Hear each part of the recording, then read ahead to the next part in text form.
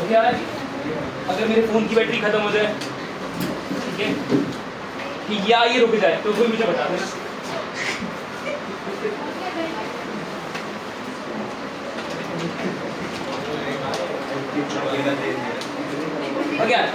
क्या बोल रहे हैं? मूविंग कॉइल गैल्वेनोमीटर बहुत ज़्यादा इंपॉर्टेंट टॉपिक है चैप्टर नंबर 4 में, सबसे ज़्यादा इंपॉर्टेंट टॉपिक्स में से एक। ध्यान रखना, तुम्हारे पूरे फिजिक्स के अंदर 5 डिवाइसेस एग्जिस्ट करते हैं। कितना डिवाइसेस? 5। ये पहला डिवाइस है जो तुम देख रहे हो, ठीक है। सबसे पहला डिवाइस कौन सा? Moving coil galvanometer. इससे अगले 6 चैप्टर में तुम पढ़ोगे एसी जनरेटर, 7 चैप्टर में पढ़ोगे तुम ट्रांसफार्मर, और 9 चैप्टर में तुम पढ़ने वाले हो टेलीस्कोप एंड माइक्रोस्कोप। ये 5 डिवाइसेस हैं जो पूरी तरह से पूरी फिजिक्स को कवर करते हैं। क्या बात समझ आ रही है? कुछ दिक्कत नहीं? ठीक है, तो तुमसे उम्मीद की ये जाती है कि 5 डिवाइसेस तुम्हें अच्छी तरह से आने चाहिए। पेपर पर्सपेक्टिव से भी ये बहुत ज़्यादा इंपॉर्टेंट होते हैं। हालांकि लास्ट साल के पेपर के अंदर हमने देखा कि 5 डिवाइसेस बच्चे पढ़ के गए थे और एक भी डिवाइस पेपर में नहीं। सिर्फ 1 मार्कर का एक क्वेश्चन आया था ट्रांसफार्मर का, वो भी 1 मार्कर के अंदर, ठीक है। बट ऐसा हर साल हो ये ज़रूरी नहीं है। हर साल कोई ना कोई 4 या 3 मार्क्स का क्वेश्चन किसी ना किसी एक डिवाइस से ज़रूर आता है। तो ध्यान रखना, ये बहुत ही इम्पॉर्टेंट टॉपिक है फॉर बोर्ड्स पर्सपेक्टिव। दूसरा बहुत इंपॉर्टेंट कहानी, बहुत ही अच्छी तरह से इस बात को ध्यान रखना, ये जो हम टॉपिक देख रहे हैं ना, ये टॉपिक एक्चुअली तुमने जितना 4th चैप्टर पढ़ा है उस सबकी एप्लीकेशन क्या है ना। तुमने 4th चैप्टर में पढ़ा क्या? तुमने 4th चैप्टर के अंदर मूविंग चीज़ों के ऊपर क्या पढ़ा? Magnetic field. मूविंग चीज़ें जो भी एग्जिस्ट करती हैं उन पर क्या लगाओ? Magnetic field. मैग्नेटिक फील्ड लगाने से कोई भी मूविंग चार्ज पार्टिकल क्या महसूस करता है? फोर्स। और वो मूविंग चार्ज पार्टिकल उस फोर्स की वजह से क्या करता है? या तो स्ट्रेट लाइन मोशन अगर 0-180 पर है तो, या सर्कुलर मोशन अगर 90 पर है, और किसी एक एंगल पर हम उसे फ्लो करा रहे हैं तो कैसा मोशन करेगा? Helical motion. ऐसा ही होता है, कोई दिक्कत तो नहीं? सारी कहानी एकदम क्लियर है। तो हम ये सारी बातें अच्छी तरह से सीख चुके हैं। नाउ द पॉइंट इज, ये जो हमने सब कुछ पढ़ा उसको हमने एक करंट कैरिंग कंडक्टर पर अप्लाई किया, क्योंकि हमें चार्ज तो नहीं घुमाने, हमें तो डेली लाइफ की चीज़ें के साथ ये फोर्स का यूटिलाइजेशन करना है। तो जब हम एक स्ट्रेट करंट कैरिंग कंडक्टर पर ही फोर्स लगाते थे, स्ट्रेट करंट कैरिंग कंडक्टर को किसी मैग्नेटिक फील्ड में रखते थे तो उस पर क्या लगती थी? फोर्स, है ना। चार्ज पार्टिकल पर फोर्स जो लगती थी वो थी QV sin थीटा। यही अगर किसी स्ट्रेट करंट कैरिंग कंडक्टर पर आ जाऊँ तो ILB sin थीटा। क्या लगती थी? ILB sin, है ना। और उसके बाद हमने ये देखा कि जब हम किसी एक वायर को ऐसे कॉन्स्टेंटली मूव कर सकते हैं एक जगह से दूसरी जगह मैग्नेटिक फील्ड के अंदर, तो हम क्या कर रहे हैं? हम उसे हम कॉइल में कन्वर्ट कर देते हैं। किसमें कन्वर्ट कर देते हैं? और उस कॉइल को जब हम किस में रखेंगे? एक मैग्नेटिक फील्ड में, तो उसके ऊपर अब क्या लगना शुरू हो जाएगा? टॉर्क। क्या लगना शुरू हो जाएगा? वही तो हमने लास्ट क्लास में निकाला था। फोर्स तो अभी भी 0 थी, बट अब क्या लगने लग गया? टॉर्क लगने की वजह से वायर क्या करने लगी? रोटेट। और रोटेट करते ही हमें समझ आया कि एक्चुअली इसकी सबसे बड़ी एप्लीकेशन क्या है? मोटर, है ना। सबसे बड़ी एप्लीकेशन क्या है? मोटर। किसी करंट कैरिंग कंडक्टर को जब भी तुम मैग्नेटिक फील्ड में रखते हो, करंट कैरिंग सर्कुलर लूप को मैग्नेटिक फील्ड में रखते हो, तो वो क्या करता है? गोल गोल घूमना शुरू कर देता है। और यही हमारा सबसे बेसिक प्रिंसिपल है जो हमने सीखा है। अब इसको यूटिलाइज करते हुए तुम्हारा जो मन करे तुम बना सकते हो, ठीक है। तुमने इलेक्ट्रिसिटी दी और वो इलेक्ट्रिकल एनर्जी अब किस में कन्वर्ट हुई है? मैकेनिकल एनर्जी में। इसमें कन्वर्ट हो रही है। और घूमना क्या है? Mechanical energy. तो पहले जो काम हमें किससे करने पड़ते थे? हाथों से। अब वो किससे हो रहे हैं? मशीन से, इलेक्ट्रिसिटी से। इलेक्ट्रिसिटी मैकेनिकल एनर्जी में कन्वर्ट हो रही है और हमें हवा मिल रही है। वरना पहले पुराने ज़माने में हवा के लिए हमें हाथ से पंखा चलाना पड़ता था, अब इलेक्ट्रिसिटी से चला रहे हैं। कोई दिक्कत तो नहीं? ये इसकी पहली एप्लीकेशन। इसके अलावा भी बहुत सी एप्लीकेशंस एग्जिस्ट करती हैं, और इनमें सबसे ज़्यादा इंपॉर्टेंट एप्लीकेशन तुम्हारे पर्सपेक्टिव के लिए, बोर्ड्स एग्जामिनेशन के लिए जो है, उसका नाम क्या है? Moving coil galvanometer. Moving coil galvanometer same इसी प्रिंसिपल पर काम करता है, ठीक है। सेम इसी प्रिंसिपल पर काम करता है और हमें क्या सिखाता है कि एक पर्टिकुलर सर्किट में कितनी करंट्स एंड वोल्टेजेस एग्जिस्ट करती हैं। मतलब किसी सर्किट के अंदर हमें क्या मेजर करना है? Current end voltage. कौन सिखाएगा? Moving coil galvanometer. कोई दिक्कत तो नहीं? समझ आ रही है कहानी? तो मूविंग कॉइल गैल्वेनोमीटर का क्या काम है? करंट और वोल्टेज को मेजर करना, ठीक है। यहाँ तक कोई डाउट? यही इसका सबसे बड़ा ड्रॉबैक भी है। ध्यान रखना, गैल्वेनोमीटर दोनों चीज़ें मेजर करता है, ठीक है। करंट भी मेजर करता है और वोल्टेज भी मेजर करता है। बट बहुत ही छोटे करंट्स और बहुत ही छोटी voltages. Moving coil galvanometer milli ampere या माइक्रो एम्पियर में ही करंट्स और वोल्टेजेस को मेजर कर सकता है। जहां तुम एम्पियर के पास पहुंचे, एक बड़ी वैल्यू के पास पहुंचे, ये डिवाइस खराब हो जाता है, ये डिवाइस खराब हो जाता है। ये डिवाइस सिर्फ कितने करंट्स के लिए काम कर रहे हैं? मिली एम्पियर, ठीक है। माइक्रो एम्पियर बहुत छोटे करंट्स के लिए। बट हमारे घर में जो करंट आता है वो तो आता ही, तो 2 एम्पियर, 10 एम्पियर, 16 एम्पियर, 20 एम्पियर ऐसे आता है। तो इसको मेजर करने के लिए हमने नए डिवाइसेस बनाए थे ना। करंट मेजर करने के लिए जो डिवाइस हम यूज़ करते हैं, एक्चुअली उसका नाम क्या है? अमीटर, है ना? क्या नाम है उसका? अमीटर, ठीक है। एमोमीटर नहीं, क्या? अमीटर, ठीक है, ध्यान रखना है। बढ़िया। दूसरा, वोल्टेज मेजर करने के लिए वोल्टमीटर, ठीक है। तो ये जो अमीटर और वोल्टमीटर हम पढ़ रहे हैं ना, ये कुछ नहीं है यार, ये गैल्वेनोमीटर से ही बनाए जाने वाले डिवाइसेस। मतलब अगर तुम्हें गैल्वेनोमीटर बनाना आ गया तो उससे तुम क्या बना सकते हो, और उससे तुम क्या बना सकते हो, ठीक है, वोल्टमीटर। क्या बना सकते हैं? वोल्टमीटर। तो ये बात ध्यान रखना, आज हमारा पूरा टॉपिक यही है। सबसे पहले हम क्या पढ़ेंगे? गैल्वेनोमीटर, फिर हम उससे क्या बनाएंगे, और फिर उससे क्या बनाएंगे। समझ आ रही है कहानी? कोई डाउट? बहुत ही बढ़िया। तो लिखो,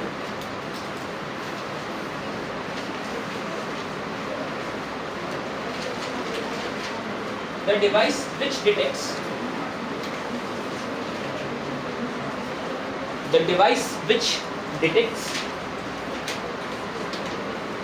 small currents, the device which detects small currents and voltages, small currents and voltages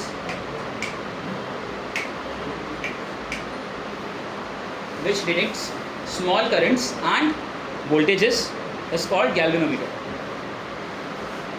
Is called galvanometer.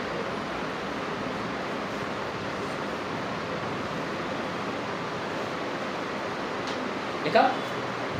बड़े। Next, इसी में next one. It can only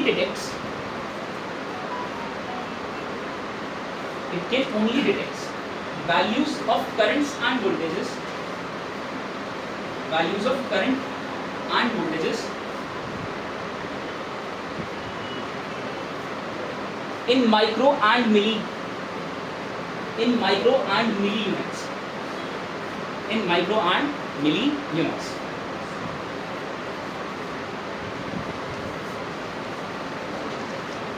सब बढ़िया? कोई दिक्कत? देखो प्रिंसिपल, सेम प्रिंसिपल जो लास्ट क्लास में हमने टॉपिक डिस्क्राइब किया था, torque on a current carrying conductor, वही सेम प्रिंसिपल है इसका। When a current carrying circular loop, when a current carrying circular loop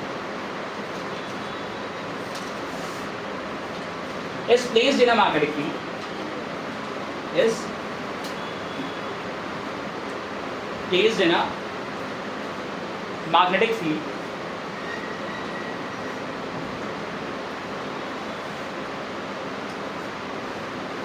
it will experience a current dependent torque. It will experience a current dependent torque.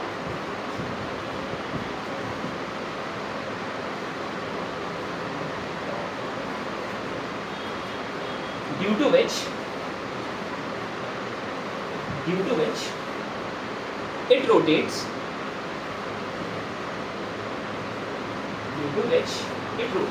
and produce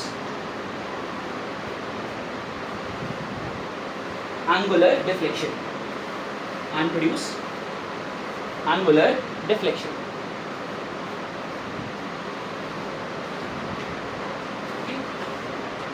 जब भी हम किसी current carrying circular loop को कहाँ रख देते हैं? Magnetic field के अंदर, तो वो क्या एक्सपीरियंस करता है? टॉर्क, है ना? वो टॉर्क करंट डिपेंडेंट होता है ना? जितना ज़्यादा करंट मैं कॉइल में डालूंगा उतनी तेज घूमेगा, जितना ज़्यादा कॉइल में करंट डाला उतनी तेज वो घूमेगा। तो ये जो टॉर्क आ रहा है करंट पर डिपेंडेंट है, जितना ज़्यादा तुम करंट डालोगे उतना ज़्यादा ये टॉर्क, ठीक है, जनरेट करेगा। कोई दिक्कत तो नहीं है? बहुत ही बढ़िया। सो अब हमें क्या करना है? ये डिवाइस ड्रॉ करना है, कंस्ट्रक्शन करनी है। ध्यान रखना, अब मैं बच्चों की तरह तुम्हें कंस्ट्रक्शन लिखवाने नहीं वाला, ठीक है। अगर तुमने कभी मोटर या एसी जनरेटर या ऐसा कुछ पढ़ा हो तो वहाँ पर क्या होता था, पहले लिखते थे डिवाइस, फिर प्रिंसिपल, फिर कंस्ट्रक्शन, ठीक है, ये हरकतें नहीं होने वाली। मैं तुम्हें सीधा डिवाइस बनाकर दिखा रहा हूँ, मैं तुम्हें कंस्ट्रक्शन समझा रहा हूँ, तुम्हें याद होनी चाहिए, ठीक है। मूविंग कॉइल गैल्वेनोमीटर की कंस्ट्रक्शन कभी नहीं पूछी गई पेपर में आज तक, 5 सालों में तो नहीं पूछी गई, डायरेक्ट न्यूमेरिकल आता है, ठीक है। तो ये छोटी मोटी चीज़ें नहीं आने वाली, हो सकता है 1 मार्कर में इससे रिलेटेड कुछ पूछ ले, तो ये कंस्ट्रक्शन बाय हार्ट याद कर लो, कुछ नहीं, ठीक है, ध्यान से समझना, कोई डाउट? चलो, तो मूविंग कॉइल गैल्वेनोमीटर किससे बनता है? सबसे पहले हमें चाहिए होते हैं हॉर्सशू मार्क, क्या चाहिए होते हैं? ध्यान से देखना,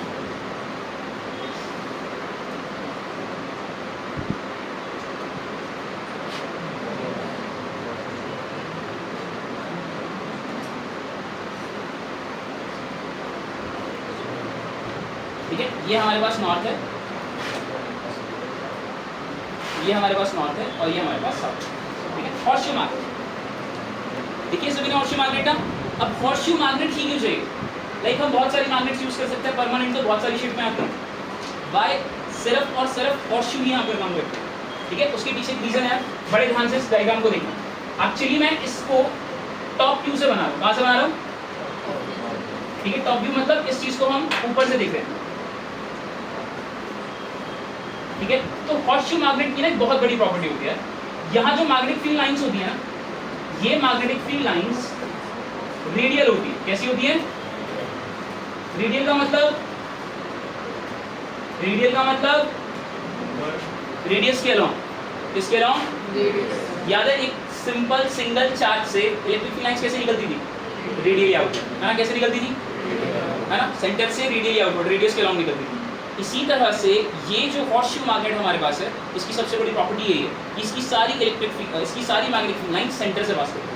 ये दोनों मैग्नेट्स का जो सेंटर होगा ना, इस पॉइंट पर परपेंडिकुलर होगा या इस पॉइंट से पास करता, कोई दिक्कत? अब ऐसा हमें क्यों करना है, इसको हम धीरे धीरे भी समझेंगे, बता कुछ क्वेश्चन होगी यहाँ तक, कोई डाउट, कोई दिक्कत? ठीक है, तो हमने क्या किया, मैग्नेट से, अब इस मैग्नेट के अंदर हमें क्या रखना है? एक करंट कैरिंग सर्कुलर लूप, तभी तो टॉर्क लगेगा। तो बड़े ध्यान से देखना, इस मैग्नेट के अंदर हम कैसा करंट कैरिंग सर्कुलर लूप रखते हैं, ठीक है, ध्यान से देखना।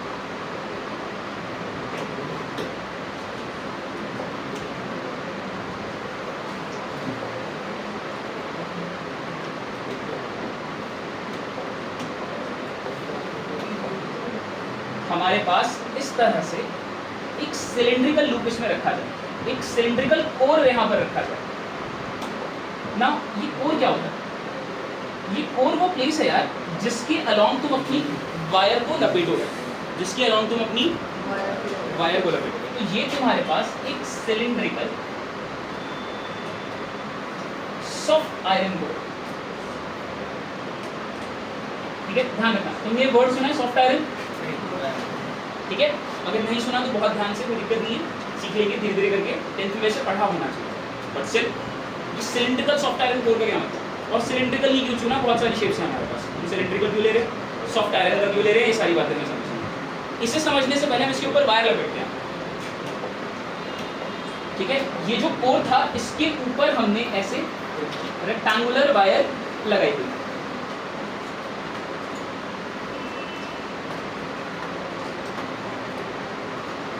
ठीक है। इस तरह से हमने इसके ऊपर रेक्टेंगुलर वायर निकाली हुई है, यहाँ से हमारा टर्मिनल 1 है, करंट यहाँ से आ रहा है, और ये हमारा टर्मिनल 2 है, यहाँ से करंट बाहर, कोई दिक्कत? एंड इसी तरह से ये क्योंकि एक हॉर्सशू मैग्नेट है, तो यहाँ से जो मैग्नेटिक फील्ड्स निकलेंगी वो कैसी होने वाली है? रेडियली आउटवर्ड, रेडियली आउटवर्ड, या रेडियली आउटवर्ड नहीं बोला, ऐसे बोले रेडियली पास करेंगे। कैसे पास करेंगी?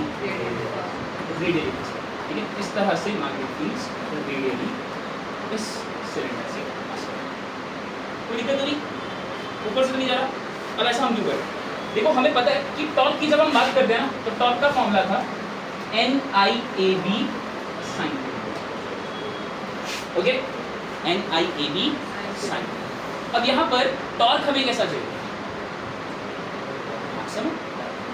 टॉर्क किन चीज़ों पर डिपेंड करता है? Number of turns per, current पर, एरिया पर, मैग्नेटिक फील्ड पर। बेसिक सी बात है, करंट एक बार जितना फ्लो कर रहे हो वही तो डालोगे, उसके हिसाब से टॉर्क बनना है, तो वो तो वेरिएबल है। But number of turns fix, area, magnetic field जो तुमने लगा दी फिक्स है, चेंज क्या होगा करंट के अलावा? एंगल, है ना। अब ये एंगल को भी अगर मैं फिक्स कर दूं तो कैलकुलेशन आसान हो जाएगी। तो हम एंगल को फिक्स कैसे कर रहे हैं? हम एंगल को परमानेंटली 90 डिग्री कर देंगे। कैसे? पहला हॉर्सशू मैग्नेट यूज करके, दूसरा सिलिंड्रिकल कॉइल यूज करके। दूसरा क्या यूज करके? क्या ये बात समझ आ रही है?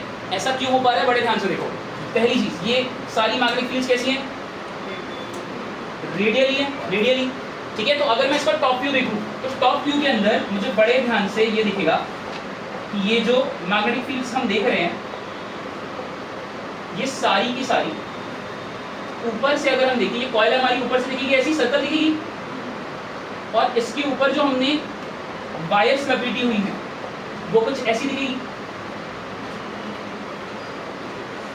कोई दिक्कत तो नहीं है? एक बात बताओ, मैग्नेटिक फील्ड ऐसे थी ना इस तरफ, कॉइल ऐसे है, तो कॉइल का मैग्नेटिक डायपोल मूवमेंट क्या होता है? परपेंडिकुलर, है ना। मतलब इसका एरिया वेक्टर अगर मैं बनाऊं तो इसका एरिया वेक्टर कैसा बनेगा? नीचे की तरफ। तो बड़े ध्यान से देखो, मैग्नेटिक फील्ड और एरिया वेक्टर के बीच में कितने डिग्री का एंगल आ गया, है ना। और अगर मैं इस वायर को रोटेट भी करता रहूं, इस वायर को मैं रोटेट भी करता रहूं, तो ये एंगल हमेशा कितना रहेगा मैग्नेटिक फील्ड से? 90। कोई दिक्कत तो नहीं? तो क्या ये एंगल फिक्स हो गया, है ना। ये एंगल कैसा हो गया? अगर ये एंगल फिक्स हो गया तो टॉर्क की अब जो परमानेंट वैल्यू आने वाली है वो हमेशा कितनी आएगी, है ना, sin 91। टॉर्क मैक्सिमम हो जाएगा Ni, है ना, टॉर्क मैक्सिमम हो जाएगा Ni। कुछ ऊपर से तो नहीं जा रहा। तो सिलिंड्रिकल कोड क्यों लगाया? क्योंकि सिलिंड्रिकल पर, सिलेंडर वाले कोड पर ये मैग्नेटिक फील्ड लाइंस हमेशा क्या होती है? Perpendicular. Radial magnetic field line cylindrical code पर हमेशा कैसी होती है? जिसकी वजह से टॉर्क की वैल्यू क्या हो जाती है? जिसकी वजह से टॉर्क की वैल्यू क्या हो जाती है? यहाँ तक कोई डाउट? नेक्स्ट है हमारे पास सॉफ्ट आयरन कोड यूज करते। सॉफ्ट आयरन इस पूरी दुनिया के अंदर ऐसा अकेला ऐसा मटेरियल है जिसकी परमिएबिलिटी सबसे ज़्यादा होती है, जिसकी म्यू नॉट सबसे ज़्यादा होता है। तो म्यू नॉट ज़्यादा होगा तो मैग्नेटिक फील्ड ज़्यादा इसके अंदर से जाएगी। मैग्नेटिक फील्ड ज़्यादा होगी तो ये जितनी जल्दी मैग्नेटाइज होगा उतनी जल्दी डीमैग्नेटाइज हो जाएगा और बहुत अच्छी मैग्नेटिक फोर्स जनरेट करवाएगा। कोई दिक्कत तो नहीं? तो सबसे अच्छा मटेरियल कभी भी मैग्नेट में लगाने के लिए अगर तुमसे पूछा जाए तो क्या यूज करते हैं? जल्दी से मैग्नेटाइज डीमैग्नेटाइज भी हो जाता है, परमिएबिलिटी की वैल्यू बहुत ज़्यादा हाई होती है और बहुत अच्छी मैग्नेटिक फोर्स के रिजल्ट भी होते हैं। तो ये तभी तक काम करना चाहिए ना, ये घूमना तभी तक चाहिए ना जब तक इसके अंदर हम करंट फ्लो करा रहे हैं, तभी तक मैग्नेटाइज रहना चाहिए। उसके बाद भी मैग्नेटाइज रहा तो क्या होगा? फायदा नहीं है ना। तो जितनी जल्दी मैग्नेटाइज हुआ उतनी जल्दी, इसलिए हम क्या यूज़ करते हैं? Soft iron. यहाँ पे कोई दिक्कत? सब एकदम बढ़िया, कहीं कोई डाउट तो नहीं? सब अच्छी तरह समझ आ रहा है? बहुत ही बढ़िया। अब एक बात देखो, ये हमें समझ आया कि हमने टॉर्क मैक्सिमम कर दिया। टॉर्क मैक्सिमम करने का मतलब है अब ये क्या करेगा? सिलेंडर, है ना, गोल गोल घूमेगा। तो अगर ये सिलेंडर गोल गोल घूमेगा तो बस मुझे यही करना है,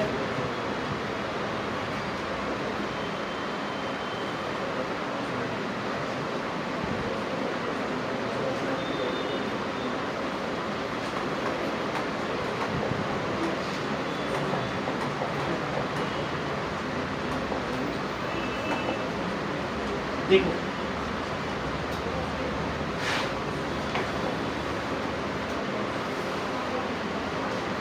देखो हमने क्या किया, यहाँ पर एक स्केल रखा और स्केल्स पर बनाया हमने डिवीजन 0 1 2 5 सेव कहानी नहीं है, ठीक है। और यहाँ से हमने एक पॉइंटर इससे अटैच कर दिया। क्या अटैच कर दिया? पॉइंटर अटैच कर दिया। तो जब हमारे पास ये हमारा घूमेगा, है ना, सिलेंडर जो हमने रखा है, जैसे मैं इसमें से करंट फ्लो करूंगा, मैग्नेटिक फील्ड अप्लाई हुई है, ये क्या करना शुरू कर देगा? रोटेट होना शुरू हो जाएगा। जैसे ही ये रोटेट होगा, ये पॉइंटर क्या दिखाएगा? डिफ्लेक्शन। क्या दिखाएगा? है ना। अब दुख एक बात का है, तो मुझे ये बताओ, क्या इसे कोई रोटेट होने से रोक रहा है? नहीं ना। तो जब ये रोटेट होना शुरू करेगा तो क्या करेगा? ऐसे ऐसे ऐसे ऐसे घूमता ही चला जाएगा। कोई रीडिंग आएगी? कोई रीडिंग आएगी? नहीं ना। तो इसकी रीडिंग या इसके इस पूरे मोशन को, इस घूमने के मोशन को रोकने के लिए हम इसमें एक और बहुत इंपॉर्टेंट चीज़ अटैच करते हैं, ध्यान से देखना, और वो होता है यार एक स्प्रिंग। यहाँ पर इसके टॉप पर हम एक स्प्रिंग अटैच करते हैं। जिसको हम बुलाते हैं phosphor bronze spring. Phosphor bronze spring. ध्यान रखना ये स्प्रिंग हेयर लाइक थिन कैसा होता है।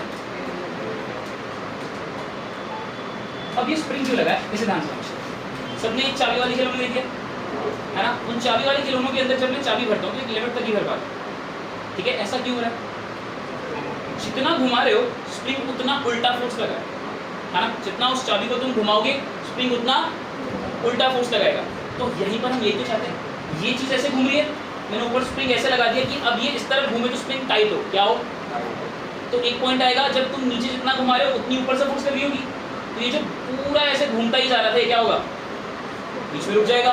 नीचे से टॉर्क NIAB और ऊपर से स्प्रिंग का टॉर्क, ठीक है, ये दोनों एक दूसरे को क्या कर देंगे, कैंसिल, जिसकी वजह से पॉइंटर एक पॉइंट पर आकर और हमें क्या मिल जाएगी, हमें क्या मिल जाएगी।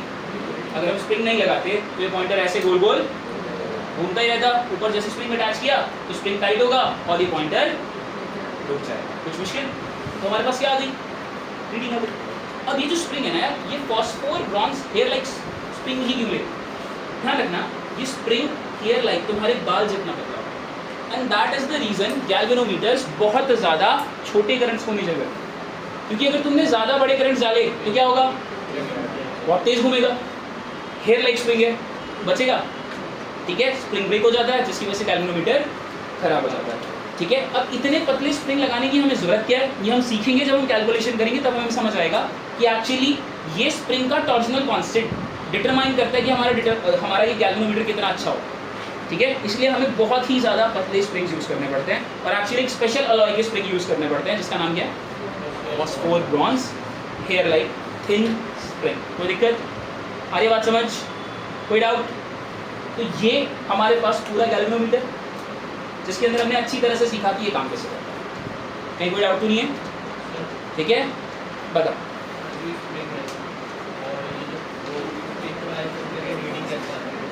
वो सीखेगा, ठीक है, अभी सीखेंगे, ठीक है। इसकी करंट क्या निकाल रहे हैं, करंट की वजह से तो फ्लो कर रहा था। तो भाई इधर सुनो बहुत ध्यान से, कैसे बनाते हैं, सबसे पहले हमें कौन सी मैग्नेट यूज़ करनी है, हॉर्सशू मैग्नेट। हॉर्सशू मैग्नेट क्यों यूज़ करनी है,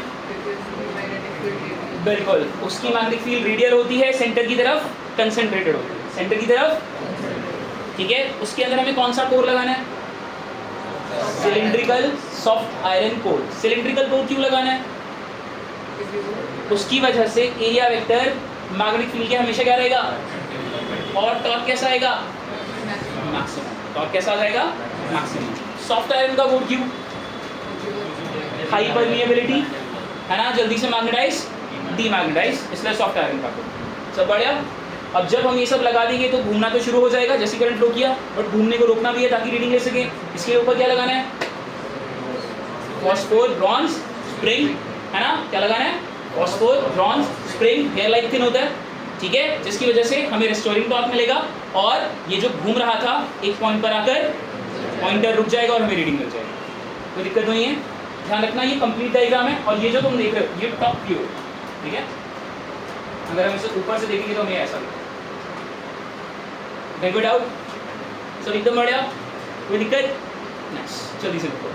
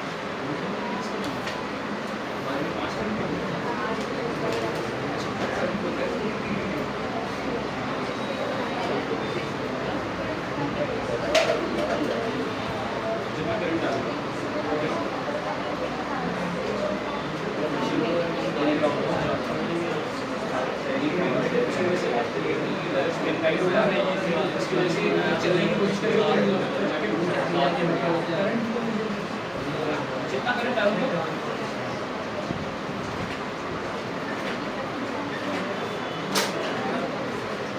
एक से जाना, एक से आना है।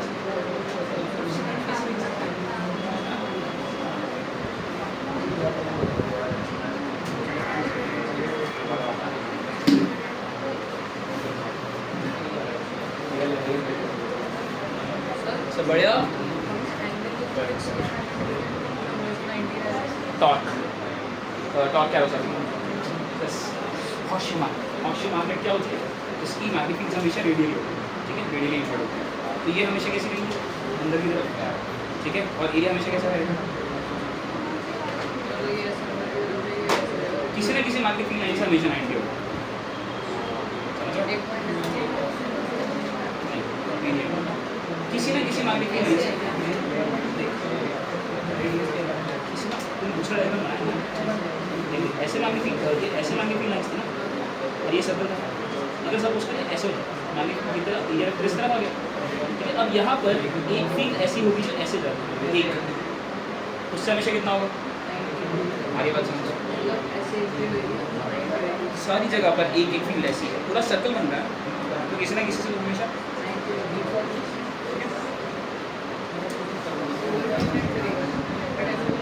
हम चाहते यही कि वो डोमिनेट करे, हमने बनाई ऐसा करके वो ताकि हमेशा टॉप कैसा रहे,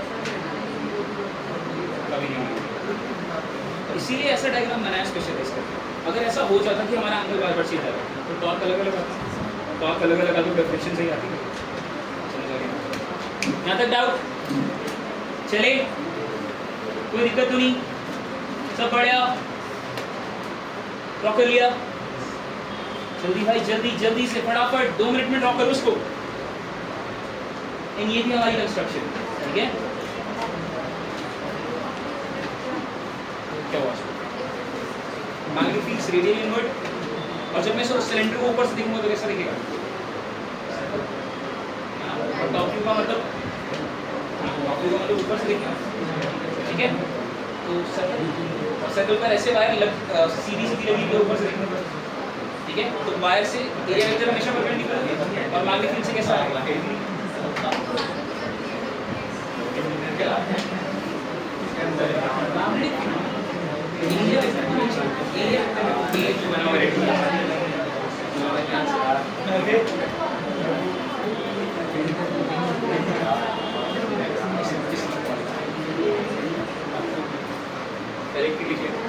जब दोबारा आ जाएगा, ठीक है।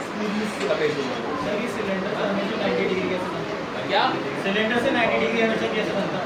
एक बात बता, सिलेंडर के अंदर अगर मैंने रेडियली इनवर्ट कोई भी चीज भेजी, क्या वो हमेशा 90 डिग्री बनाएगी एरिया वेक्टर से?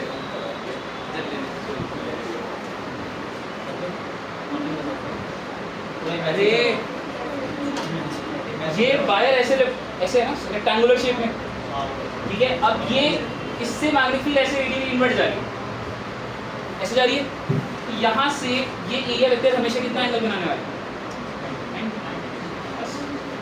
ठीक है। रेडियस हमेशा क्या होता है? परपेंडिकुलर ही तो होता है। रेडियस हमेशा टेंजेंट की हमेशा क्या होता है? परपेंडिकुलर। दुख हो गया। तो ये हमारे पास डायग्राम था। अब इस डायग्राम और कंस्ट्रक्शन से हमें ज़्यादातर बहुत रेयर केस होता है कि कुछ मिले, बट हमें ये पढ़ना पड़ता है ताकि हम क्या सीख सकें? पूरा गैल्वेनोमीटर। ओके, तो अब मेजर पार्ट कैलकुलेशन का है। कैलकुलेशन धीरे धीरे करके समझते हैं। यहाँ तक कोई डाउट? सब बढ़िया? चलो, बना टॉपिक कैलकुलेशन।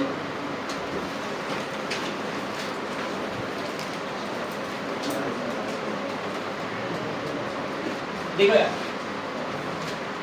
हमें पता है कि हमारे पास जो कॉइल की उस पर जो टॉर्क लग रहा था वो कितना था? sin 90। इसकी वजह से हमें मैक्सिमम टॉर्क लगता था कितना? NIAB, है ना?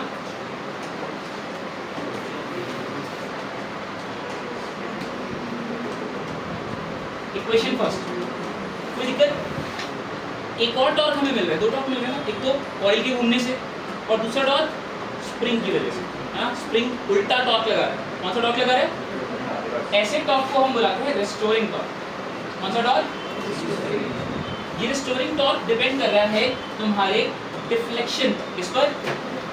एक बात बताओ, जितना ज़्यादा डिफ्लेक्शन होगा, जितना ज़्यादा नीचे से ये घूमेगा उतना ज़्यादा स्प्रिंग टाइट होगा, इसका मतलब स्प्रिंग का टॉर्क उतना बढ़ता चला जाएगा जितनी डिफ्लेक्शन होगी। इसके रेस्टोरिंग टॉर्क डायरेक्टली प्रोपोर्शनल किसकी होता है, ठीक है, एंगल ऑफ डिफ्लेक्शन के। यहाँ से हम टॉर्क रेस्टोरिंग का फॉर्मूला लिख देते हैं, जिसकी डायरेक्टली प्रोपोर्शनल का साइन हटाएंगे के फाई, जहाँ पर के क्या है, ये है यार टॉर्जनल कांस्टेंट, टॉर्जनल।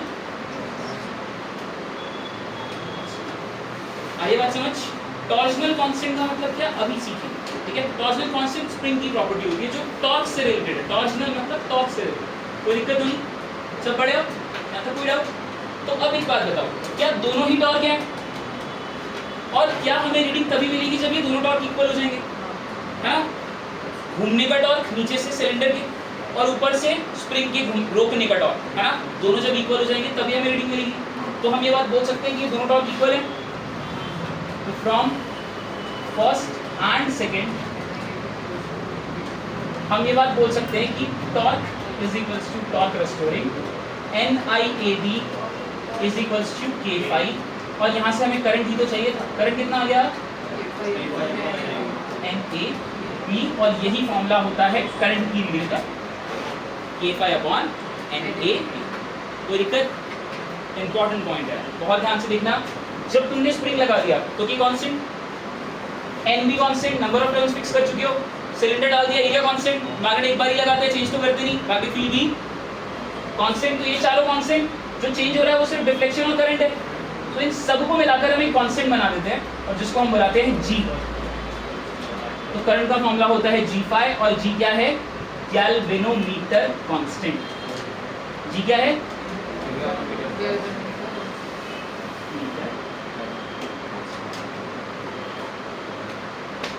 कोई दिक्कत नहीं। तो ये थी करंट निकालने की जरूरत। रुक अरे आप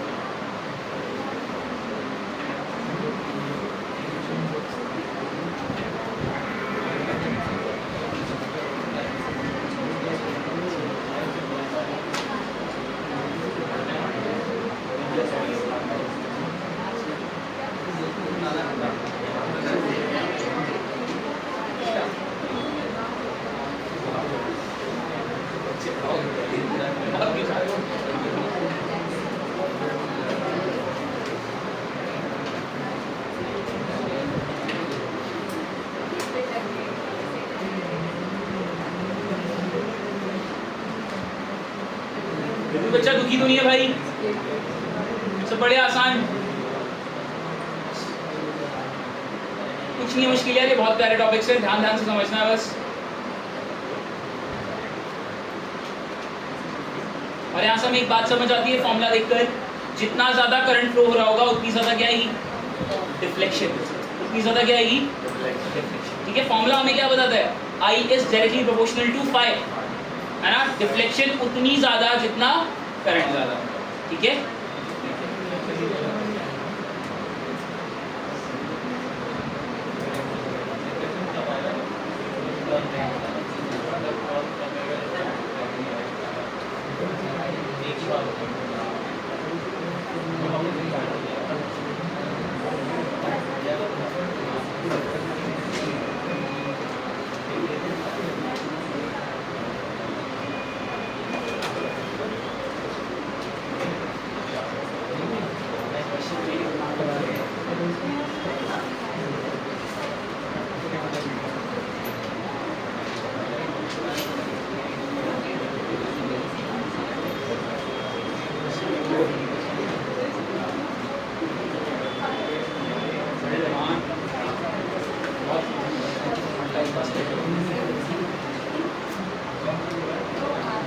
दुख दोबारा समझो।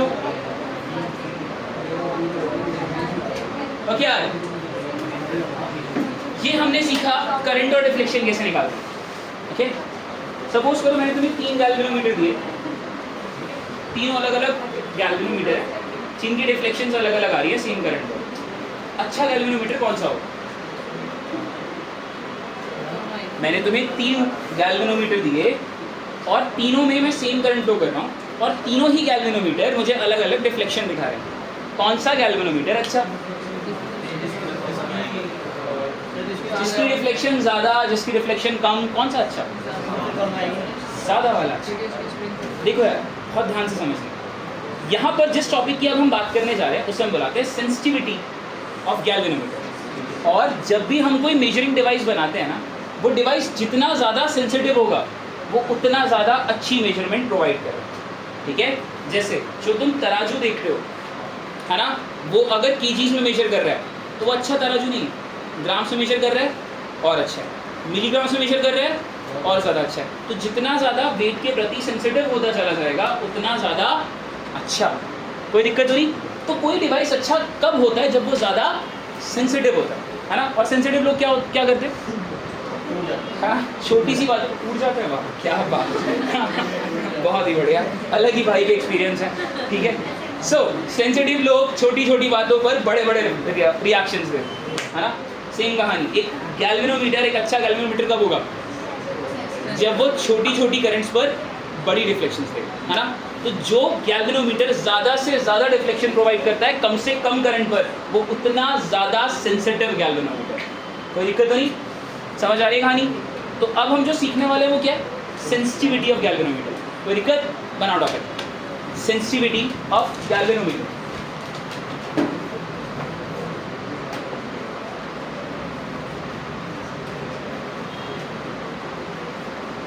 ठीक है, दो कॉलम्स बनाना, एक तरफ करंट सेंसिटिविटी, एक तरफ करंट सेंसिटिविटी और एक तरफ voltage sensitivity.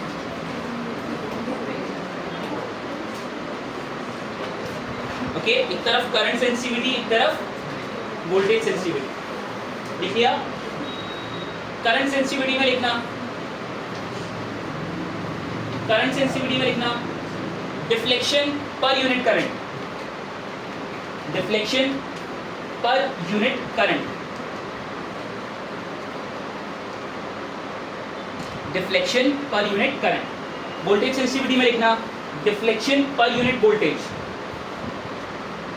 Deflection per unit voltage. देखो यार, करंट सेंसिटिविटी क्या होता है?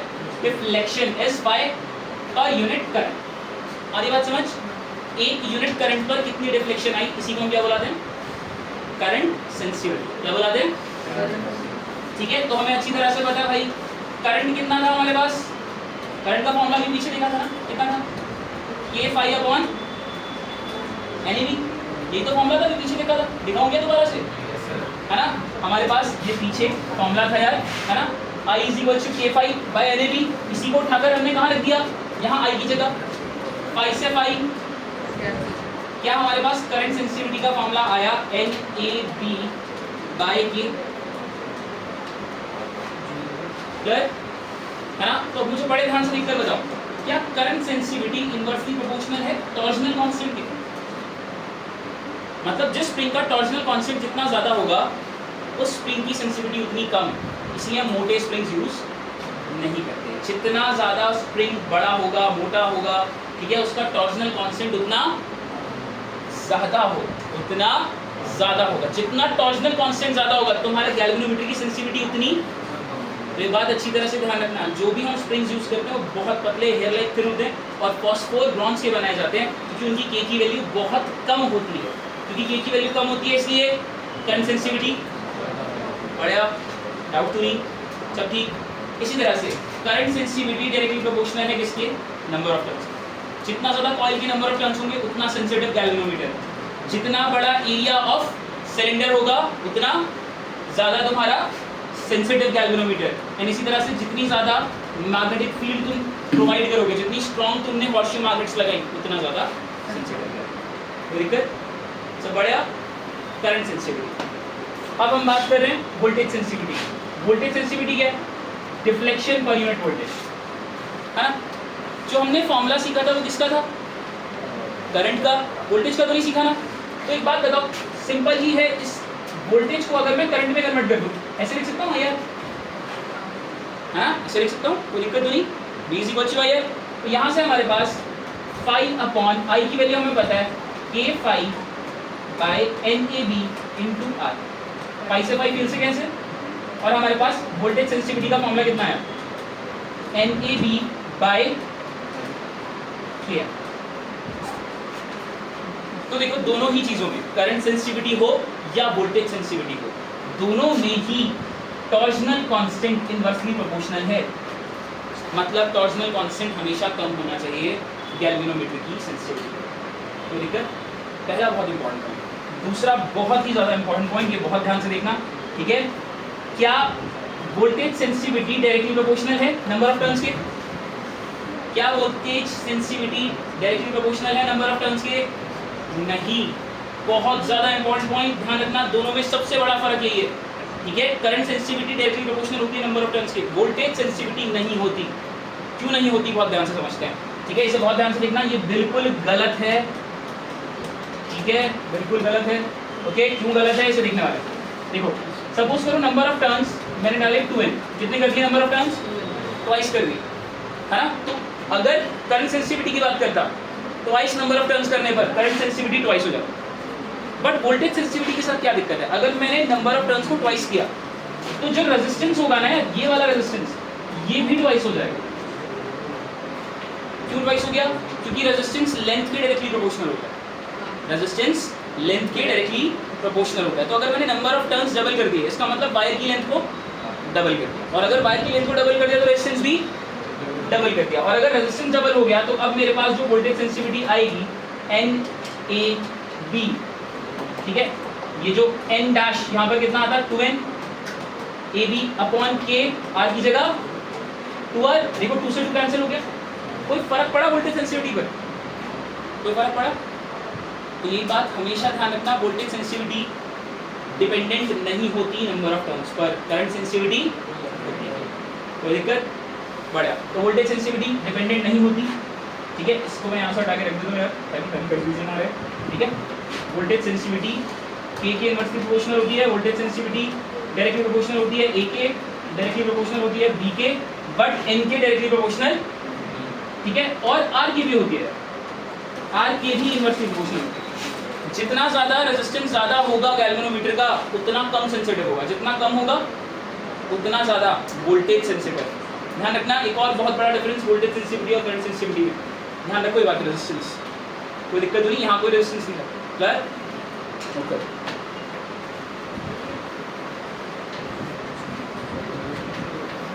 Voltage and current sensitivity of a galvanometer.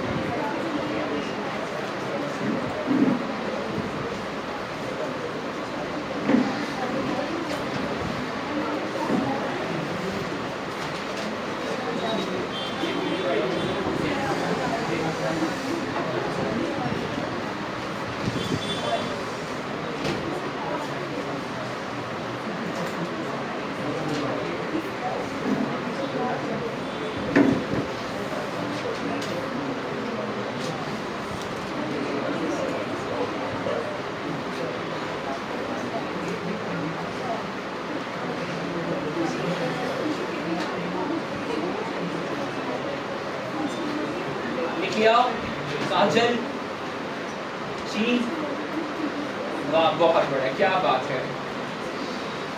Class के बाद देख लो यार जल्दी।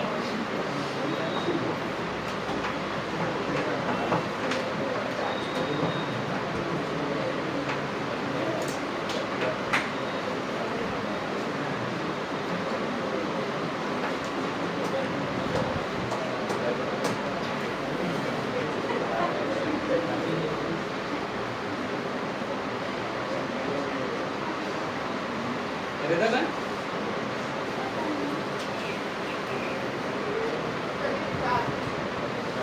और तेरी बाकी दो बहनों की खुशी को है बहन ठीक है।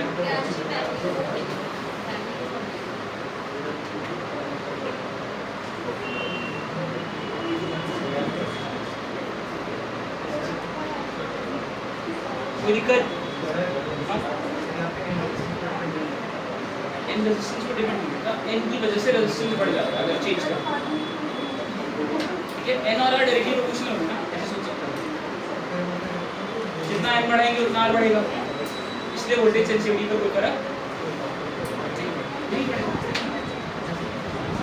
बढ़िया। अरे रेजिस्टेंस का कैसे फर्क पड़ रहा है ये पूछ रहा है ना। अगर मैं वायर चेंज कर दूंगा तो भी तो कहानी हो सकती है, इसीलिए रेजिस्टेंस का फर्क दिख रहा है, नंबर ऑफ टर्न्स का नहीं। चलिए राउट टू दी। ओके यार, हमने पूरा का पूरा गैल्वेनोमीटर पढ़ लिया, बट हम गैल्वेनोमीटर को यूज ज़्यादा अपने सर्किट्स में नहीं करते। हम किसको यूज करते हैं, है ना, अमीटर और वोल्टमीटर को। तो वन आउट ऑफ एक कन्वर्जन, वन आउट ऑफ एक कन्वर्जन। टेंशन ना ले, लास्ट में पूछ के दे, ठीक है। Conversion, case first, case first. Galvanometer to ammeter, galvanometer to ammeter.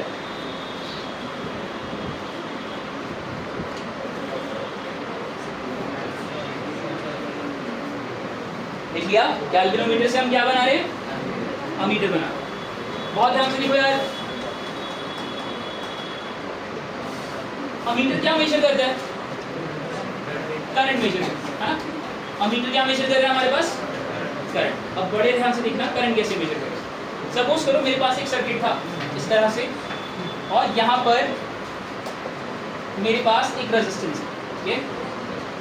इसको सर्किट को हमने एक बैटरी से और एक स्विच से कनेक्ट किया हुआ है, और मुझे इस रेजिस्टेंस, इस सर्किट में से कितना करंट फ्लो हो रहा है ये निकाल कर देना। तो मुझे जो अपना गैल्वेनोमीटर लगाना पड़ेगा वो सीरीज में लगाना पड़ेगा या पैरेलल में, क्योंकि जो करंट होता है वो किस में सेम होता है, सीरीज में या पैरेलल में, है ना। करंट किस में सेम होता है, सीरीज के अंदर। तो मुझे गैल्वेनोमीटर को भी यहाँ पर कैसे लगाना पड़ेगा, सीरीज के अंदर, ठीक है।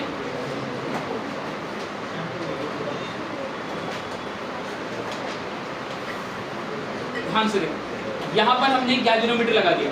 गैल्वेनोमीटर के पास अपना भी रेजिस्टेंस होता है, इसलिए इसके साथ हम एक छोटा सा रेजिस्टेंस बनाते हैं, जिसे हम क्या बुलाते हैं, आरजी। क्या बुलाते हैं गैल्वेनोमीटर की रेजिस्टेंस को, आरजी। और ये हमने एक बाहर जो रेजिस्टेंस निकाला हुआ था जिसमें से हमें पता लगाना था कि कितना करंट फ्लो होगा। कोई डाउट? अब एक बात बताओ, जब यहाँ से करंट यहाँ ट्रांसफर होगा, यहाँ से यहाँ तक जाने की कोशिश करेगा तो एक दिक्कत आएगी, बताओ क्या।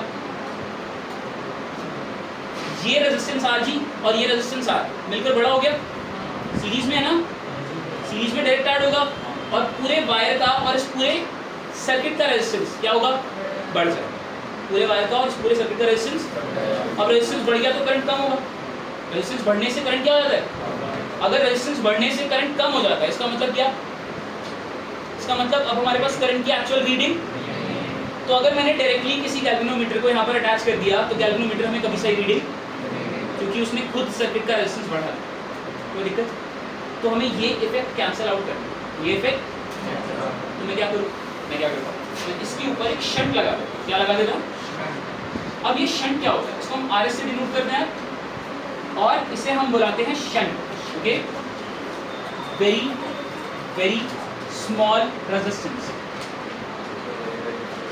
बहुत ही ज़्यादा छोटा रेजिस्टेंस। अब ऐसा क्यों किया है, देखो इसका बहुत इंपॉर्टेंट रीजन है।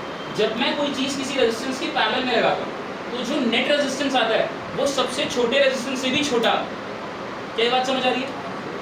बड़े ध्यान से देखो, सपोज करो मेरे पास दो रेजिस्टेंस थे पैरेलल में, तो रेजिस्टेंस पैरेलल में होते तो फॉर्मूला ये होता है ना, 1/R1। सपोज करो 5 था, 1/R2 10 था, ठीक है। तो अगर मैं इनका एलसीएम लूंगा तो मेरे पास 10 आएगा, ऊपर 2 + 1 कितना आ गया, 3/10।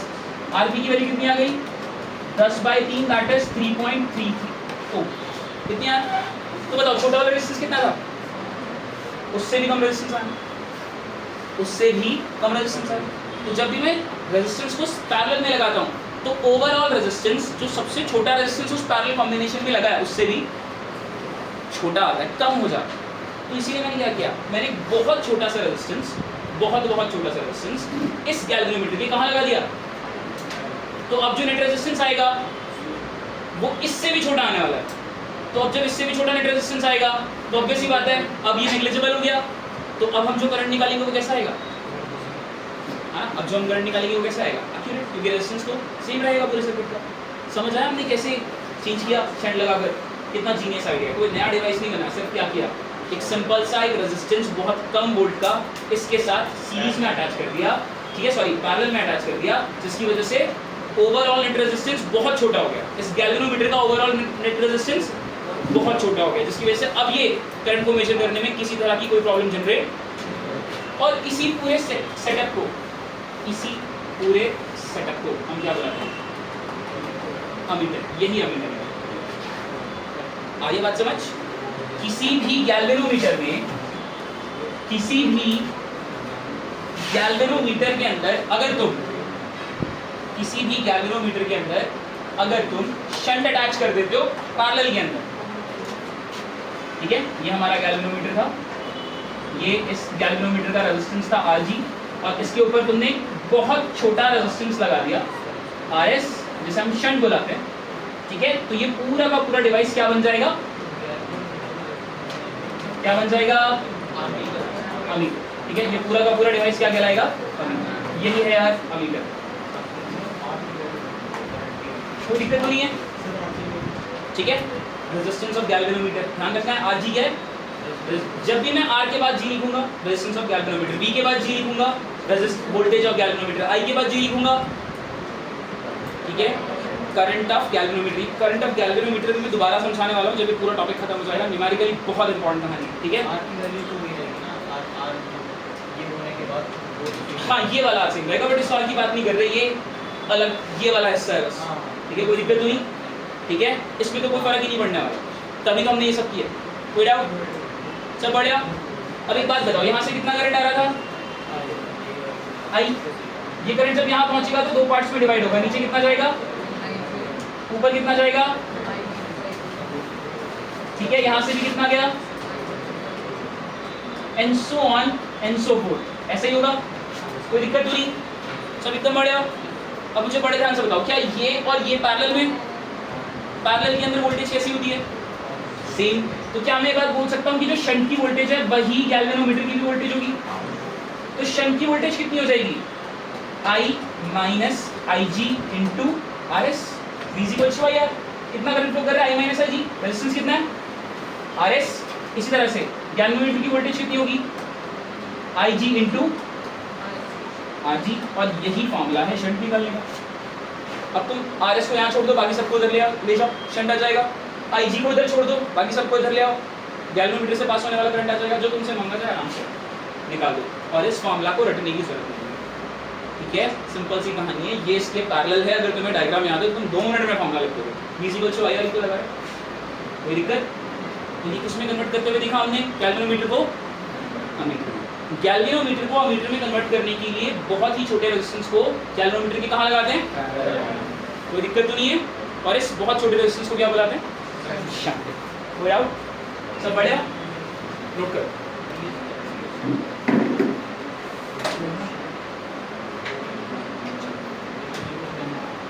या एक नॉमिनल है जो उसके बाद फिर एक खत्म 10 मिनट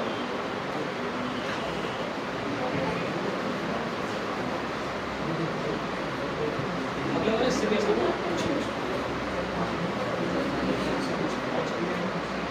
चलिए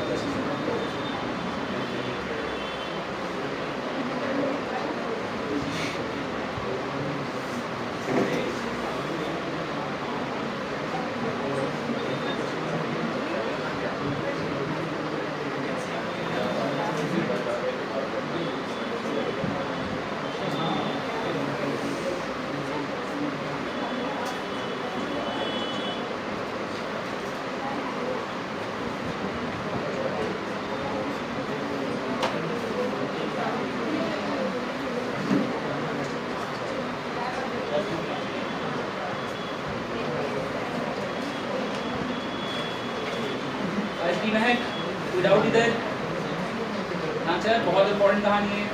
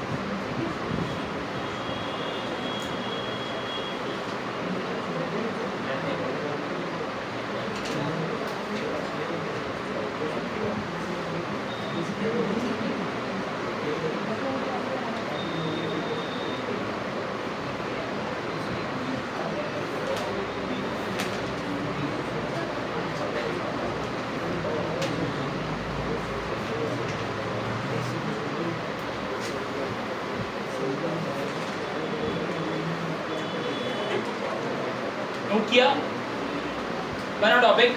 next case second, galvanometer into voltmeter. Resistance तो है आरएस, ठीक है, शंट रेजिस्टेंस आरएस की फुल फॉर्म शंट रेजिस्टेंस है, ध्यान रख लेना, भूल मत जाना, ठीक है। केस सेकंड क्या है, गैल्वेनोमीटर इनटू वोल्टमीटर। तो ये हमने अमीटर सीखा, अब हम क्या सीखने वाले हैं, देखो यार ये भी लिखने से पहले ना कुछ पॉइंट्स लिख लो, ठीक है, तुमसे पूछ लिया जाता है किसी में एक साइड में कॉलम बना के पॉइंट लिख लेना फर्स्ट। अब एक बात और ध्यान रखना, अब तुम्हें जब भी गैल्वेनोमीटर लिखना है ना तो तुम बस ये साइन बना देना, अमीटर लिखना है ये साइन बना देना, वोल्टमीटर लिखना है ये साइन बना देना, पूरा पूरा मत लिखना गैल्वेनोमीटर, बहुत टाइम लगता है, ओके। लिखो, a galvanometer is converted to ammeter, a galvanometer is converted to a meter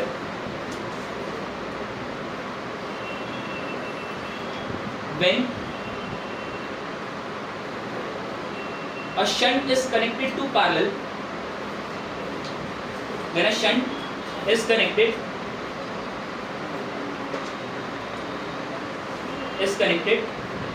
in parallel with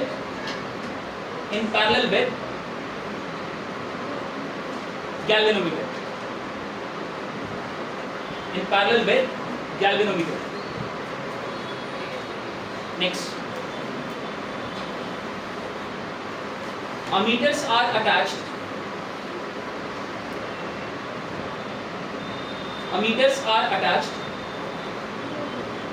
in series in a circuit,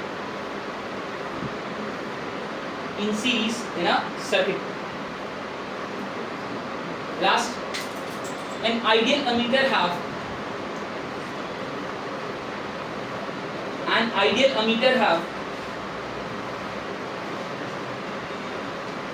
zero resistance. An ideal ammeter have zero resistance. बहुत ही ज़्यादा important points. पहला, अगर तुम्हें galvanometer को ammeter बनाना है तो shunt को कैसे लगाओ, पैरेलल, ठीक है। इसी तरह से अमीटर्स हमेशा सर्किट में कैसे लगते हैं, सीरीज के अंदर, हमेशा ध्यान रखना, अमीटर हमेशा सीरीज में लगेगी तो ही काम करेंगे, ओके। ऐसी जगह पर लास्ट पॉइंट, अगर तुम्हें आइडियल बेस्ट अमीटर चाहिए तो उसका रेजिस्टेंस क्या होना चाहिए, ठीक है। ऐसे अमीटर्स जिनका रेजिस्टेंस क्या होता है, zero, those are the ideal ammeters, okay. कोई दिक्कत नहीं है, सब बढ़िया, कोई डाउट, जीरो रेजिस्टेंस होगा तो सारा करंट मेजर हो जाएगा, ये बात ध्यान रखना हमेशा, ठीक है। तो हमेशा ध्यान रखना, जीरो आइडियल अमीटर पे जीरो रेजिस्टेंस होना चाहिए, 1 मार्कर में बहुत ज़्यादा पूछा जाता है, सब बढ़िया। बना टॉपिक नेक्स्ट, वोल्टमीटर।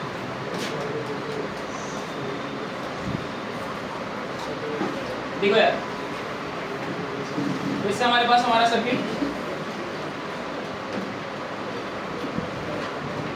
और हमें इस सर्किट में लगे हुए इस रेजिस्टेंस की वोल्टेज मेजर करनी है, ठीक है, बिल्कुल है, ठीक है, वो किस प्रोसेस से करेगा, ठीक।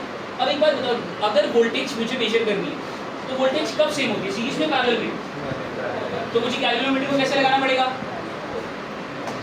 मुझे गैल्वेनोमीटर को इसमें कैसे लगाना पड़ेगा भाई, पैरेलल के अंदर। तो गैल्वेनोमीटर के पास अपना रेजिस्टेंस आरजी होता ही है ना, तो हमने गैल्वेनोमीटर को ऐसे पैरेलल लगाया। अब देखो यहाँ से करंट आया आई और यहाँ पर जाकर करंट ब्रेक हो जाएगा, है ना, ऊपर जाएगा IG और नीचे जाएगा I माइनस, कोई दिक्कत तो नहीं है। अब एक बात बताना मुझे, जब ऊपर IG जाएगा और नीचे I माइनस IG जाएगा तो क्या होगा, जो वोल्टेज ये ऊपर आएगी ये तो कम आएगी ना, नीचे से करंट एक्चुअली कितना करंट फ्लो कर रहा था यहाँ पर, सपोज करो 2 एम्पीयर, ठीक है, और यहाँ पर जो ये रेजिस्टेंस था सपोज करो ये भी 2 ओम था, तो वोल्टेज कितनी आ गई 4 वोल्ट, 2 × 2 IR ही तो होता है कितना 4 वोल्ट। बट हुआ क्या, जो करंट था वो तो आधा ऊपर चला गया आधा, तो अब जो यहाँ पर वोल्टेज आएगी सपोज करो एक ऊपर चला गया एक नीचे चला गया, यहाँ पर कितनी वोल्टेज आएगी 2 वोल्ट, नहीं है ना एक्यूरेट, कितनी आनी चाहिए थी। तो मुझे कुछ ऐसा करना है ताकि सारा का सारा करंट कहाँ से फ्लो, नीचे से, सारा का सारा करंट कहाँ से फ्लो, जब यहाँ से सारा करंट फ्लो करेगा तभी तो यहाँ पर 4 वोल्ट आएगा, तभी तो यहाँ पर क्या आएगा, ये समझ आ रही है बात। इसीलिए हम क्या करते हैं, हम जब वोल्ट मीटर में कन्वर्ट करते हैं तो वोल्ट मीटर में कन्वर्ट करना सबसे आसान होता है, कुछ नहीं करना होता, ये जो हमारा गैल्वेनोमीटर है उससे सीरीज में एक वेरी हाई रेजिस्टेंस लगा दो, क्या लगा दो, बहुत ही हाई रेजिस्टेंस, ठीक है। जब ये बहुत ज्यादा हाई रेजिस्टेंस आ जाएगा तो मैक्सिमम करंट कहां से पास होगा, और हमारे पास करंट वोल्टेज है, ठीक है। आ रही बात समझ, पीछे लगाने का क्या, अगर मैं आगे लगा तो पहले ही रोक लेता रीडिंग आती, तो ये बात समझ आ रही है नहीं समझ आ रही। इसी तरह से ये वेरी हाई रेजिस्टेंस लगाते ही ये गैल्वेनोमीटर क्या बन गया, इतना ही सिंपल है यार वोल्ट मीटर, कुछ नहीं करना, जो गैल्वेनोमीटर है उसके सीरीज में क्या लगा दो, वेरी हाई रेजिस्टेंस, ठीक है, इतना ही सिंपल है। देखो ये हमारे पास गैल्वेनोमीटर था, ये गैल्वेनोमीटर का रेजिस्टेंस Rg, और यहाँ पर हमने एक्स्ट्रा हाई रेजिस्टेंस लगाया RH, और यही पूरा सेटअप क्या कहलाता है, वोल्ट मीटर। इसी को हम क्या बुलाते हैं, वोल्ट मीटर। और वोल्ट मीटर का फॉर्मूला उससे भी ज्यादा आसान, हमें अच्छी तरह से बता दी, किसके इक्वल होता है, IR के इक्वल होगा ना, तो यहाँ पर नेट R होगा कि नहीं होगा, तो नेट R यहाँ पर कितना है, ये सीरीज में लगे हुए हैं ना, कितना आ जाएगा, बस, ठीक है, ये IG है, ध्यान रखना, यहाँ से कितना करंट पास कर रहा है, कोई डाउट, वोल्ट मीटर का बड़ा ही सिंपल सा फॉर्मूला, कोई दिक्कत, समझ आ रही है कहानी। उससे भी ज्यादा आसान, वहां तो हम फिर भी पैरेलल में लगा रहे थे, दोनों वोल्टेजेस इक्वल आ रहे थे, अब कुछ नहीं करना, जो बहुत हाई रेजिस्टेंस है उसे कैसे लगा देना, सीरीज के अंदर। और इस गैल्वेनोमीटर में से कितना करंट पास हो रहा है, IG, इसलिए क्या फॉर्मूला होगा, I × R, IG × RG plus R, और यही किस में कन्वर्जन हो गया, वोल्ट मीटर। कहीं कोई डाउट,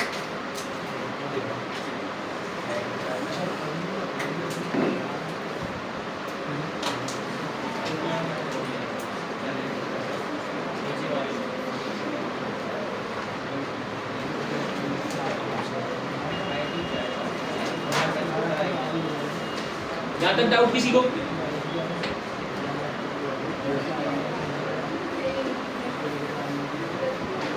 क्या क्लास ऐसे कैसे, न्यूमेरिकल्स सबसे ज्यादा क्या आता है हमारे पास, न्यूमेरिकल्स, ठीक है।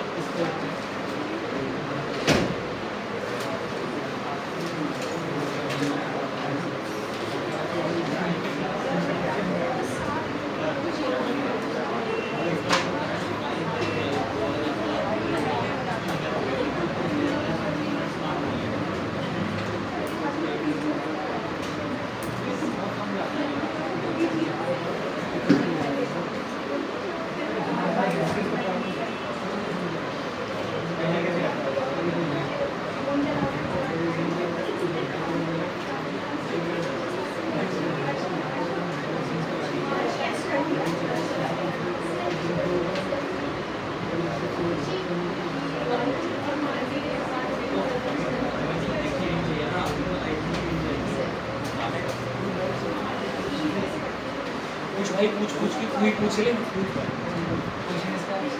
क्या दुख है, जल्दी पूछो। क्वेश्चन ये है कि आपने जो मान लिया रजिस्ट्रेशन तक आई दिया, तो फिर अभी तो आई नहीं जा रहा है, करंट IG होता है, करंट कितना जा रहा है, IG जाएगा, करंट थोड़ी कुछ और जाएगा, करंट तो IG जाता है, मतलब करंट तो बढ़ जाएगा, तो फिर कम होगा। रेजिस्टेंस ज़्यादा होने से करंट क्या होता है, रेजिस्टेंस ज़्यादा होने से करंट बढ़ेगा थोड़ी, कम होगा।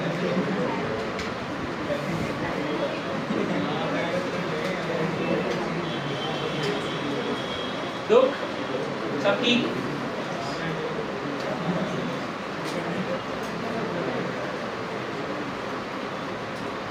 मैंने तुम्हें बार बार ये बात बताई थी, गैल्वेनोमीटर की सबसे बड़ी कमजोरी है छोटे करंट्स और छोटी वोल्टेजेस में मेजर कर सकता है।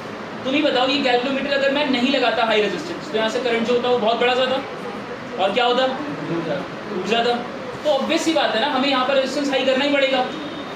कैसे रेजिस्टेंस हाई किया, एक एक्स्ट्रा रेजिस्टेंस लगाकर सीरीज के अंदर, जैसी सीरीज में रेजिस्टेंस लगाऊंगा से रेजिस्टेंस हाई हो जाएगा, गैल्वेनोमीटर बचा रहेगा, और हमारे पास गैल्वेनोमीटर से क्या बन जाएगा, अमीटर, और प्यारी रीडिंग भी आएगी। बढ़िया, दिक्कत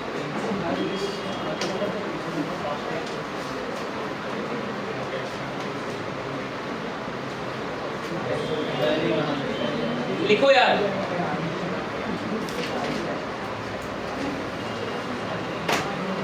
to convert galvanometer into voltmeter,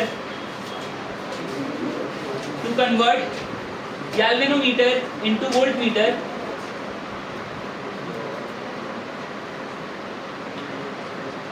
we attach a very high resistance,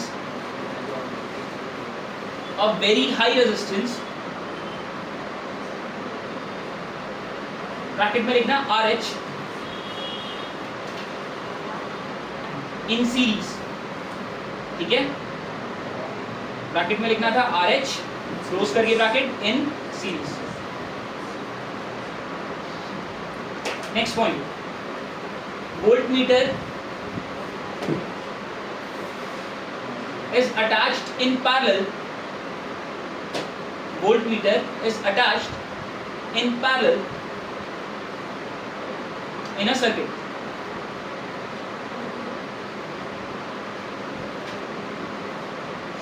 Last, an ideal voltmeter have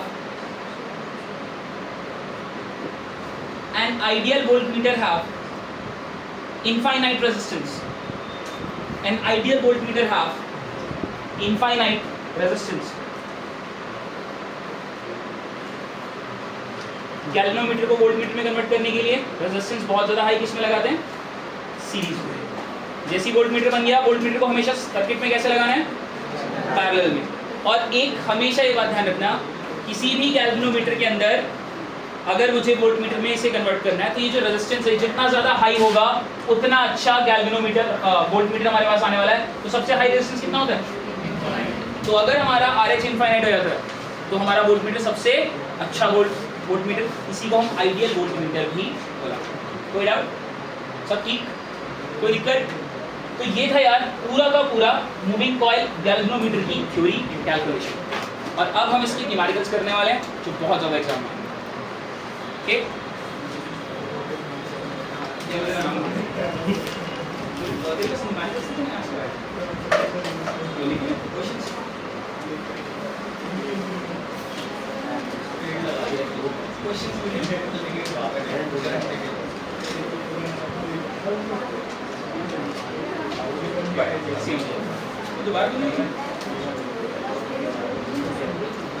okay यार लिखो,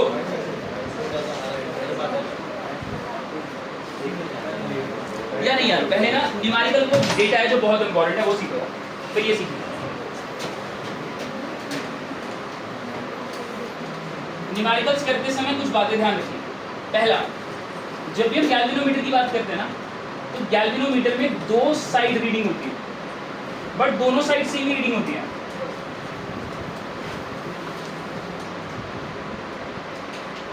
ठीक है, दोनों साइड सेम ही रीडिंग होती है। ये हमारा पॉइंट है, ठीक है। अगर करंट की डायरेक्शन डिफरेंट करोगे तो ये गैल्वेनोमीटर की निडल डिफरेंट डायरेक्शन में रोटेट, कोई दिक्कत नहीं। अगर ऐसे जा रहा है करंट तो इस तरफ रोटेशन, उल्टा जा रहा है तो इस तरफ रोटेशन, ठीक है। दोनों ही रोटेशन करंट ही देती हैं और दोनों तरफ सेम ही करंट आता है, ठीक है। करंट की डायरेक्शन उल्टा करने की वजह से हमें दो तरफ मिलता है, कोई दिक्कत नहीं। जब बड़े ऐसा नहीं होता आधी करंट बता दिया आधी वोल्टेज, ऐसा कुछ नहीं, ठीक है। पूरा ही क्या बताता है करंट, या पूरा ही क्या बताता है, यहाँ तक कोई डाउट? चलो एकदम बढ़िया। अब इस बात को बहुत अच्छी तरह से ध्यान रखना है, जब भी हम गैल्वेनोमीटर की बात करेंगे ना, तो गैल्वेनोमीटर से पास होने वाले करंट को हम बुलाते हैं IG, पास होने वाली वोल्टेज को, रेजिस्टेंस को IG स्पेशल होता है, ठीक है। इसमें स्पेशल क्या है, बहुत ज़्यादा इंपॉर्टेंट है, ध्यान रखना न्यूमेरिकल पर्सपेक्टिव से। IG होता है फुल स्केल डिफ्लेक्शन। क्या होता है? Full scale deflection current. ये करंट नहीं है कि कितना उसके अंदर आ गया। IG वो करंट नहीं है कि तुमने कितनी रीडिंग मिल गई तुम्हें। सपोज करो पॉइंटर यहाँ की जगह यहाँ चला जाता, ये IG है क्या? नहीं। IG क्या? तुम्हारे गैल्वेनोमीटर में मैक्सिमम कितना करंट आ सकता है, जिसकी वजह से ये पॉइंटर मैक्सिमम डिफ्लेक्शन कितने पर हो रही है, ठीक है। आइए बात समझ, जिसकी वजह से गैल्वेनोमीटर मैक्सिमम डिफ्लेक्शन दिखाए उसको हम क्या बुलाते हैं? उसको हम क्या बुलाते हैं? ये बात हमेशा ध्यान रखनी है बात, full scale deflection current. Full scale का मतलब पूरा स्केल का पूरा डिफ्लेक्शन आना चाहिए, इसी को हम क्या बोलेंगे? ठीक है। एक डिवीजन, कितने डिवीजन है इसके? 5 डिवीजन। कितने डिवीजन है? 1 पर आ गया, 2 पर आ गया, 3 पर आ गया, ये IG में। ये क्या है? I। जो तुम करंट सप्लाई कर रहे थे ना, नीचे बैटरी लगी हुई थी, उससे करंट निकल रहा था I, उसी को तो रीड कर रहे हैं। क्या बात समझ आ रही है? तो बात हमेशा ध्यान रखना, full scale deflection current IG किसको माना जाता है? जब ये पूरा पॉइंटर कहाँ जाता है? अपने लास्ट डिवीजन पर, अपने। तो ये बात बहुत अच्छी तरह से ध्यान रखनी है। इसी तरह से एक बात, इसे कई बार ना इस तरह से लिखा जाता है, जैसे तुम्हें बोला जाए कि एक डिवीजन पर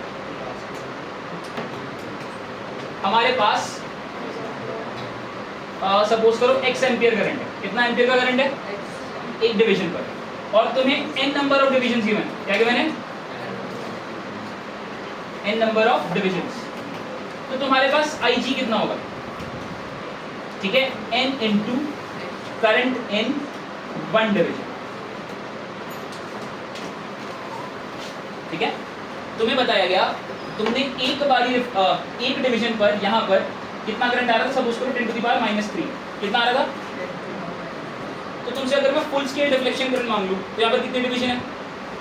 5। तो 5 इंटू 1 पर कितना आया? 10 टू द पावर -3। तो टोटल पे कितना आ जाएगा? 5 इंटू 10 टू द पावर। तो फुल स्केल डिफ्लेक्शन करंट दिया हो, बहुत अच्छी बात है, लिखा जाएगा फुल स्केल डिफ्लेक्शन करंट। नहीं लिखा हुआ, नहीं दिया हुआ। आगे बात समझ। इसकी जगह पर कैसे दिया जाएगा? तुम्हें बोला जाएगा एक गैल्वेनोमीटर है जिसमें 50 डिवीजन है। कितने? 50, 2500 ऐसे बोल दिया जाएगा, कोई दिक्कत नहीं।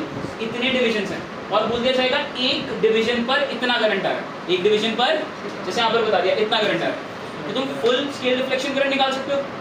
डिवीजन का नंबर इंटू एक डिवीजन पर कितनी, कोई दिक्कत? कहीं कोई डाउट? ये बात अच्छी तरह समझ आ रही है? ठीक है, ये नोट करो, बहुत इंपॉर्टेंट कंसेप्ट।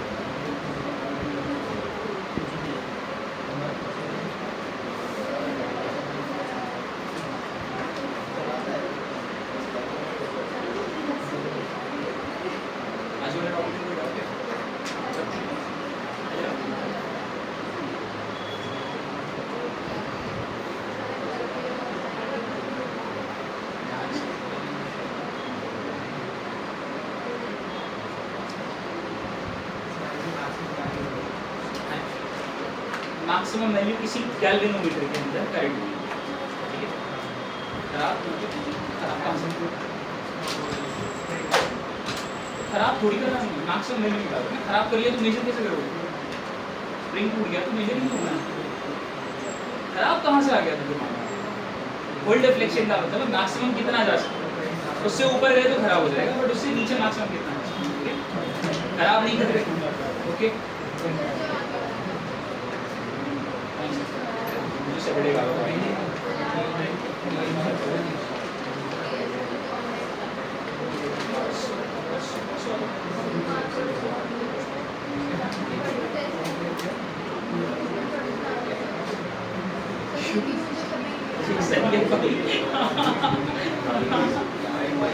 बहुत ही बढ़िया। थोड़ा सा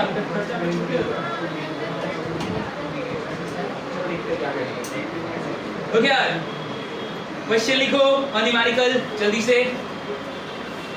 A galvanometer of resistance 50 ohm, a galvanometer of resistance 50 ohm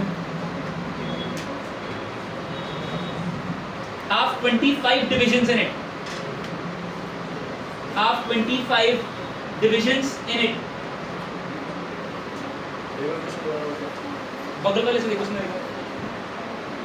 When a current of 4 into 10 to the power minus 4 ampere, when a current of 4 into 10 to the power minus 4 ampere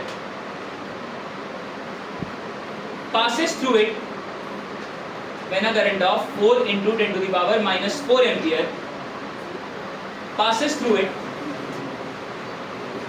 it shows a deflection of 1 division. It shows a deflection of 1 division.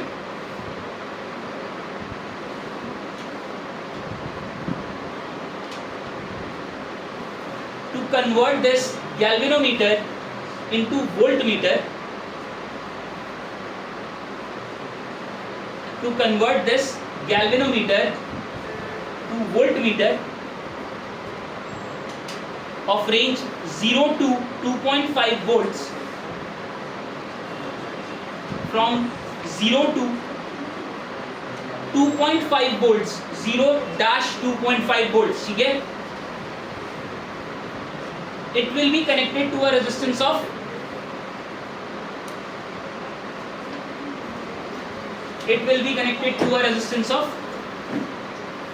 how many volts? How many ohms?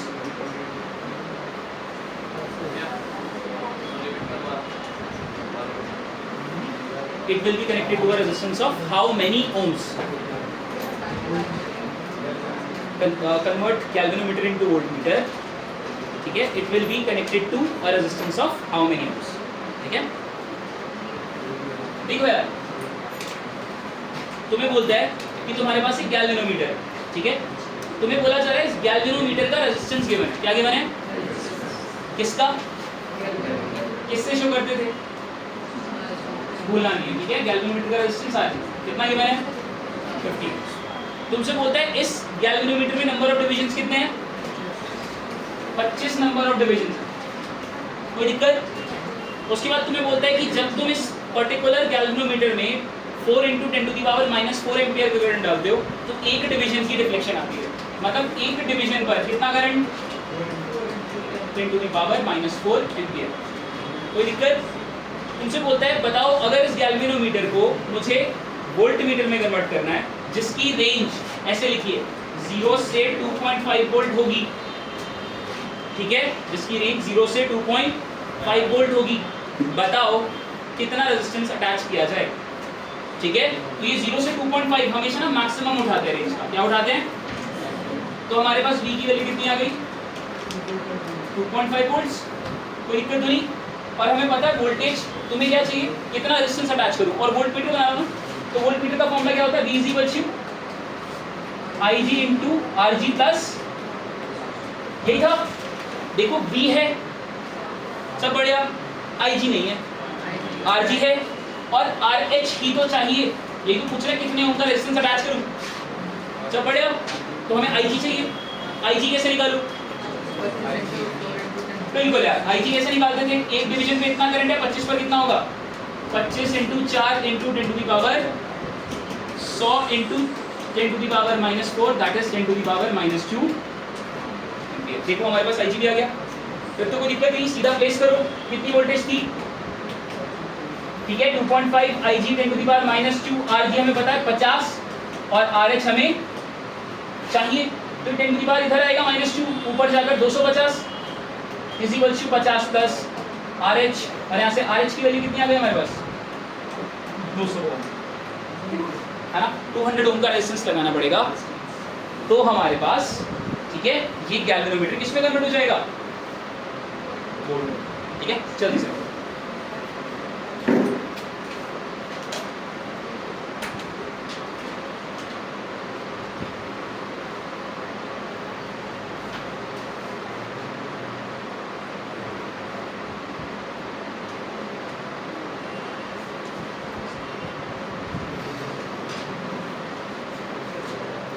बढ़िया sir.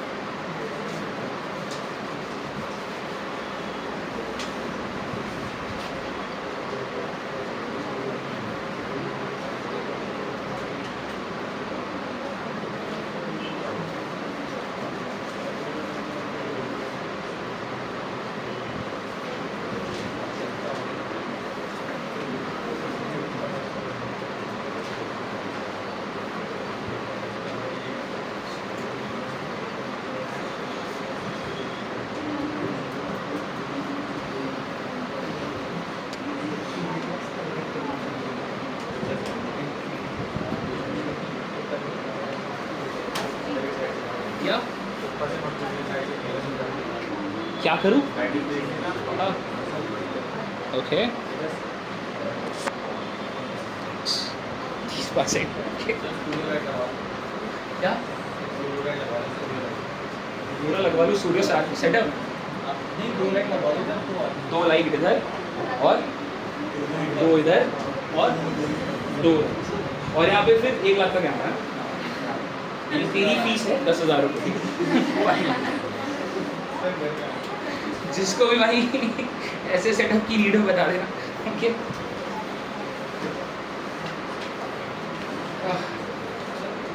ये video सिर्फ इसलिए बनाई जा रही है ताकि जो बच्चे नहीं आए हैं उनको कुछ मिल जाए। ये बहुत इंपॉर्टेंट डिवाइस है, बहुत ज़्यादा पेपर में आता है। ठीक है, मैं कोशिश करूँगा कि किसी भी तरह से तुम्हारे ऐसी चीज़ें मिस ना हो, तुम भी कोशिश करो थोड़ी। ठीक है, समझ आ रही है बात?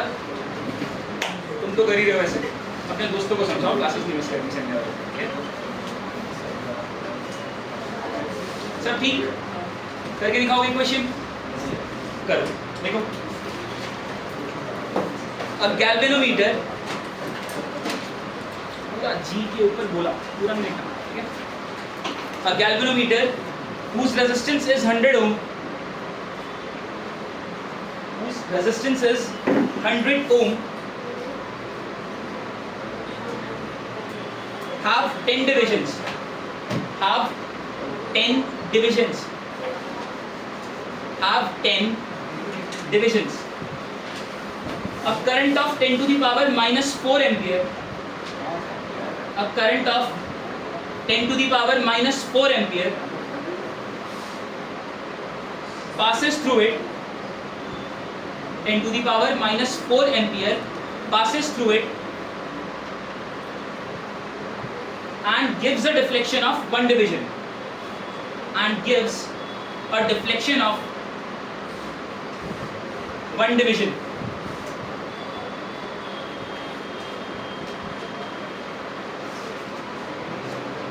To convert this galvanometer into a meter, to convert this galvanometer into a meter,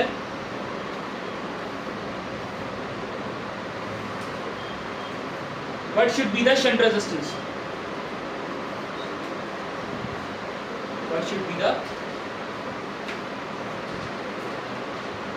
shunt resistance? निकालो।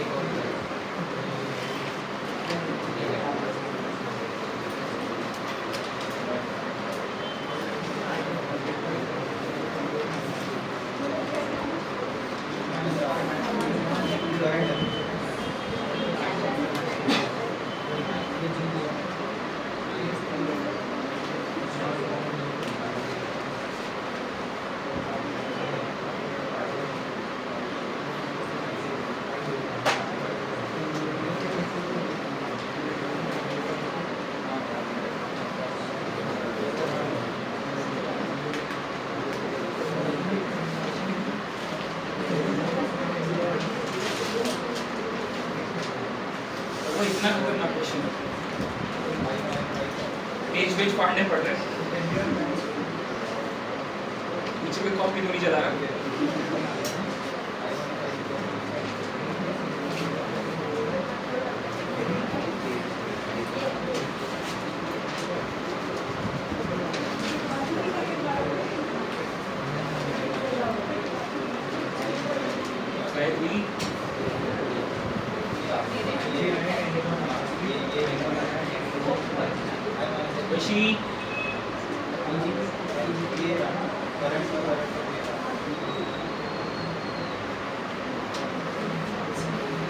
आसान क्वेश्चन, -2 0.01 आंसर।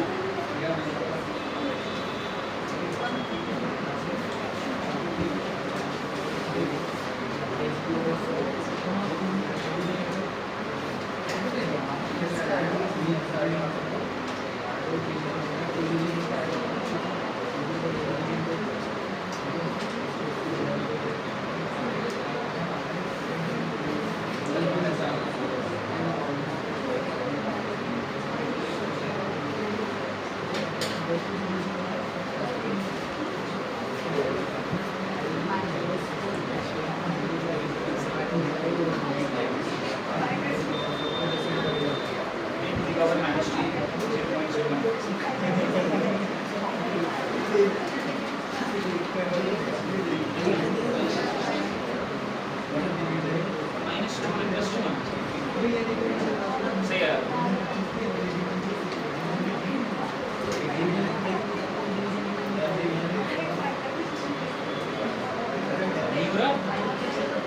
तो यार करके देखो, पेपर में आ जाएगा। 10 to the power -2 0.01।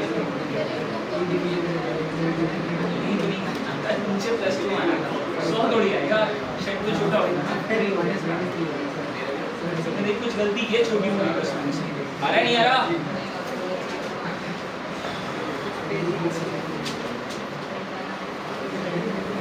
ठीक है,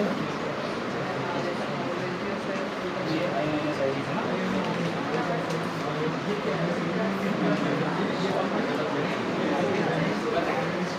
ये कैसे सॉल्व करेंगे?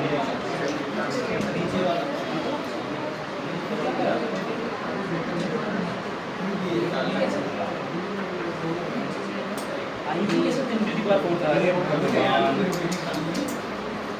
आईजी बढ़िया, मैंने तुम्हें आई दिया था। अरे यार,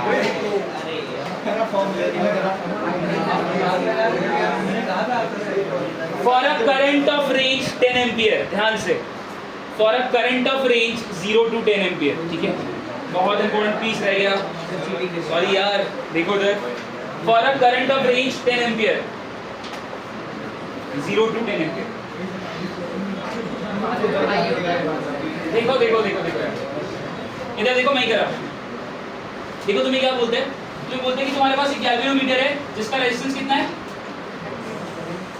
100 ओम, ठीक है। तुम्हें बोलता है इसमें डिविजन्स कितने हैं, 10, और एक डिवीजन पर कितना करंट, ठीक है। तुम्हें इसे किस में कन्वर्ट करना है, अमीटर में, और अमीटर में कन्वर्ट करके तुम्हारे करंट की रेंज है कहां से कहां तक, 0 से 10 एम्पियर, ठीक है। 10 थी, 1 थी, 10 थी, ठीक है, 10 एम्पियर। तो ऑब्वियस सी बात है, यहाँ पर आई कितना होगा, ठीक है, आई कितना आ गया, 10 एम्पियर। सब बढ़िया। अब मुझे IG चाहिए, IG कैसे निकलता है? ठीक है, नंबर ऑफ डिविजन्स, ठीक है, नंबर ऑफ डिविजन्स इनटू कितने नंबर ऑफ डिविजन्स 10 और एक डिवीजन पर कितना करंट है, कितना आ गया 10 to the power -3 ampere. IG आ गया। तुमसे क्या पूछा जा रहा था? वोल्टमीटर से गैल्वेनोमीटर से अमीटर में कन्वर्ट करना है, और इसको कन्वर्ट करने के लिए हमारे पास फॉर्मूला आता था I minus IG into RS is equal to IG minus RG। I कितना हमारे पास 10 माइनस IG कितना है 10 to the power -3 into RS हमें चाहिए IG कितना 10 टू द पावर -3 और RG कितना हमारे पास 100।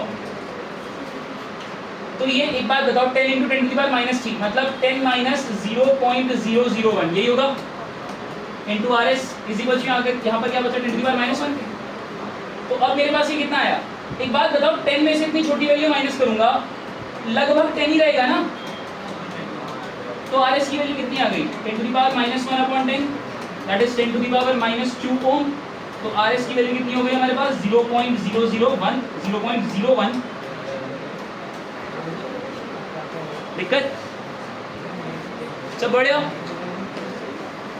ध्यान रखना, ये जो रेंज दी होती है ना, इस रेंज वाला जो ये होता है ये I होता है, ये भी होता है, ओके। और नंबर ऑफ डिविजन्स और ये गिवन है तो IG निकाल दो।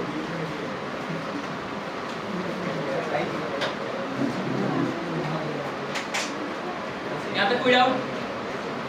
ध्यान रखना, छोटी छोटी बातें I और IG में कंफ्यूज मत हो जाना कि ये रेंज वाला फॉर्म दिया होगा तो ही हमारे पास I आ सकता है, ठीक है।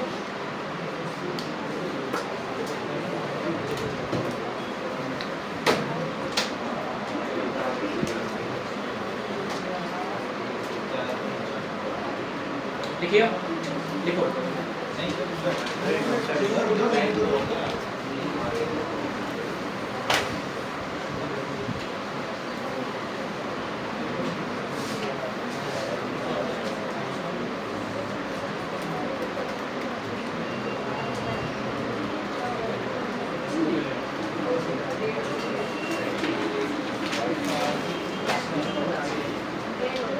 a galvanometer of resistance 100 ohm, a galvanometer of resistance 100 ohm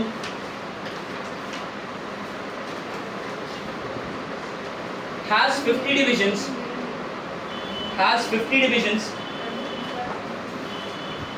and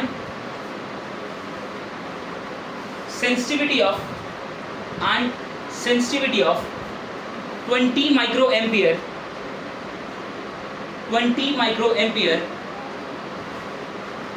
per division,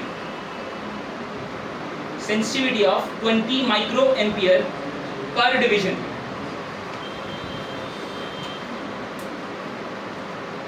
If it is converted into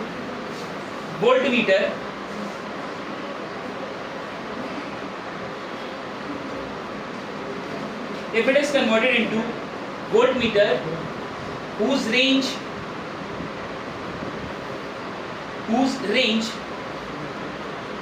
is from 0 to 2 volt or 0 to 10 volt और 0 to 20 volt।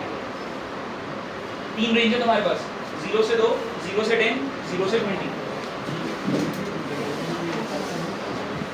Find the value of shunt. Find the value of shunt नहीं बोलना चाहिए मुझे। Find the value of high resistance, ठीक है। Voltmeter की बात हो रही है, find the value of high resistance।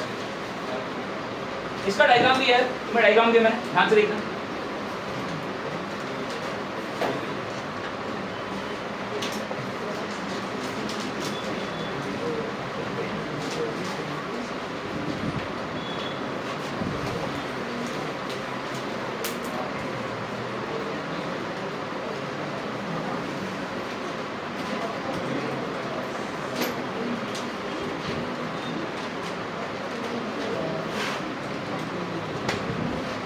I can't drop it.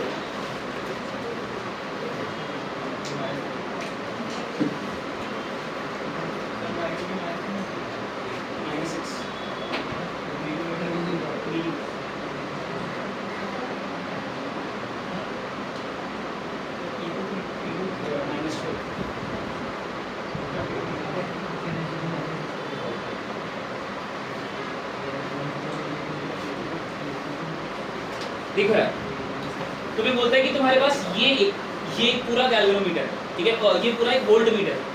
तुम्हें बोलता है कि अगर तुम्हें सिर्फ 2 वोल्ट का वोल्ट मीटर बनाना हो इसमें से, तो ये R1 कितना रखो, ठीक है, 10 वोल्ट का बनाना हो तो ये R2, और 20 वोल्ट का बनाना हो तो ये कितना रखा है। समझ आ रही है? तुम्हें बोला जा रहा है इस गैल्वेनोमीटर का रेजिस्टेंस कितना है, 100। ध्यान रखना, रेजिस्टेंस एक्स्ट्रा नहीं बनाया इसका, मैंने हमेशा बनाता हूँ, यहाँ पर फिगर में दे नहीं रखा, इसी को मान लेना ये रेजिस्टेंस है, कोई दिक्कत? बढ़िया। अब तुमसे क्या बोलता है कि 2 वोल्ट का गैल्वेनोमीटर बनाना, कैसे बनाना, बट उससे पहले हमें क्या चाहिए, IG के लिए हमें क्या चाहिए बने, नंबर ऑफ डिविजन कितने हैं, 50, ठीक है, और इसी के साथ साथ हमें कितना सेंसिटिविटी गिवन है, कितनी 20 माइक्रो एम्पियर पर डिवीजन। इसका मतलब एक डिवीजन पर कितनी सेंसिटिविटी है, 20 × 10⁻⁻⁶ माइक्रो एम्पियर। समझ लो ना, मैं एक बार ही लिखूँ या समझे, ठीक है। तो यहाँ से हमारे पास IG कितना आ जाएगा, ठीक है, 50 × 20 × 10⁻, तो ये हो गया 1000 × 10⁻⁻�6। IG की वैल्यू आ गई 10⁻⁻3। सब ठीक। चलो अब हम ना केस 1 देखते हैं। केस 1 तुम्हें कह रहा था कहाँ से कहाँ तक की वोल्टेज चाहिए तुम्हें, 0 से 2 वोल्ट। तो इसका मतलब तुम्हें वोल्टेज पहले से गिवन है कितनी, 2 वोल्ट। और हमें अच्छी तरह से बताया, देखो यहाँ पर हमारे पास ऐसे गैल्वेनोमीटर लगा था और 2 वोल्ट के लिए सिर्फ एक ही रेजिस्टेंस काम कर रहा है। 2 वोल्ट के लिए कितने रेजिस्टेंस काम कर रहे हैं, ठीक है, R1। और यहाँ RG था कितना, 100। कोई डाउट?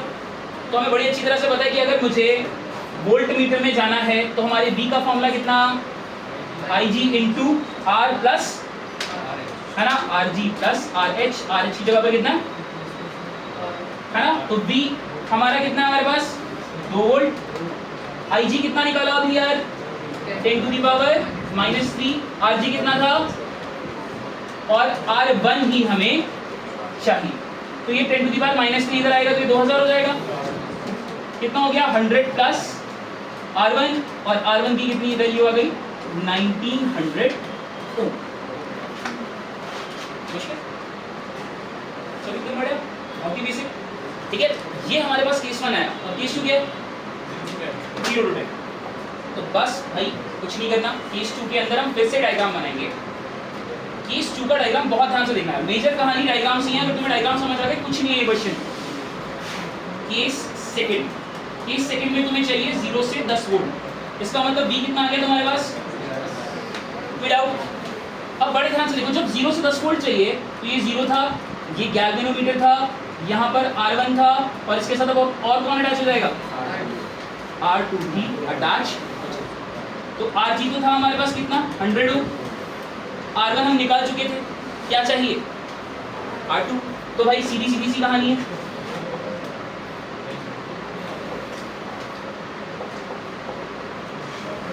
हमें ये फिर से यही सेम फॉर्मूला यहाँ पर अप्लाई करना है, बट इस बार ये जो फॉर्मूला होगा ये कैसे लिखा जाएगा, ध्यान से देखना, V बिल्कुल is equal to IG RG, और ये अब हाई रेजिस्टेंस कितने हैं, तो कितना हो जाएगा, कोई आउट तो नहीं है, तो V की वैल्यू कितनी है हमारे पास, V की वैल्यू हमारे पास है 10। वैल्यू डालते हैं, 10 इज इक्वल टू IG कितना है मेरे पास, 10⁻⁻3, ठीक है। RG कितना, 100, ठीक है, ये 1900, और लास्ट क्या, R2। तो ये जैसे इधर आएगा ये कितना हो जाएगा, 10,000 is equal to 2000 plus R2। R2 की वैल्यू कितनी आ गई, 8000 ओम। कितनी है, कोई दिक्कत, ठीक है। अब केस 3 भाई बिल्कुल ऐसा ही है। इस बार बस कितने रेजिस्टेंस आएंगे, है ना, देखते हैं। केस 3 के अंदर हमारी रेंज है 0 से 20 वोल्ट। तो यहाँ से V की वैल्यू कितनी आ गई, और हमारे पास जो सेटअप आएगा वो कैसा आएगा, G R1 भी आएगा, R2 भी आएगा, और 20 वोल्ट। तो ये हमारा R1 R2 R3, तो भाई फिर से इस बार हमारे पास V का फॉर्मूला कितना हो जाएगा, IG into RG plus RH।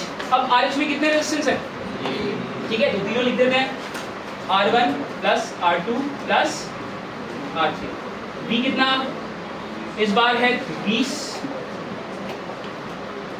IG 10 to the power -3, RG हमारे पास 100, R1 कितना निकाला 1900, R2 कितना निकाला 8000 और हमें R3 चाहिए, तो ये इधर आएगा 20000 हो जाएगा। ये कितना आ जाएगा 2000 प्लस 8000 10000 प्लस R3 की वैल्यू कितनी आई 10000। डाउट सब एकदम बढ़िया, बहुत ज़्यादा इंपॉर्टेंट क्वेश्चन, ध्यान से, बहुत ज़्यादा पेपर में आया है, ठीक है, मार्क कर लेना इसको।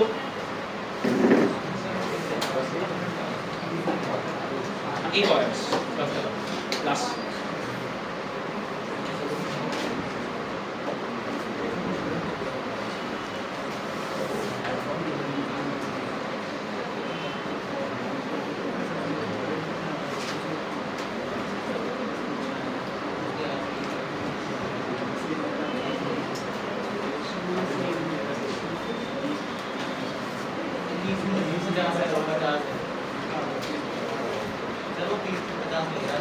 क्या जो IG है ना 50 में 30 लग रहा है।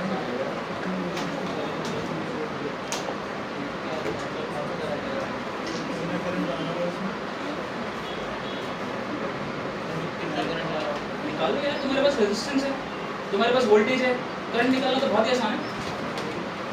और ये जो तुम निकाल रहे हो ये करंट दे तो रखा है कितना, IG 10 टू दी पावर -3, निकालना क्यों है तुम्हें, नहीं परेशान है।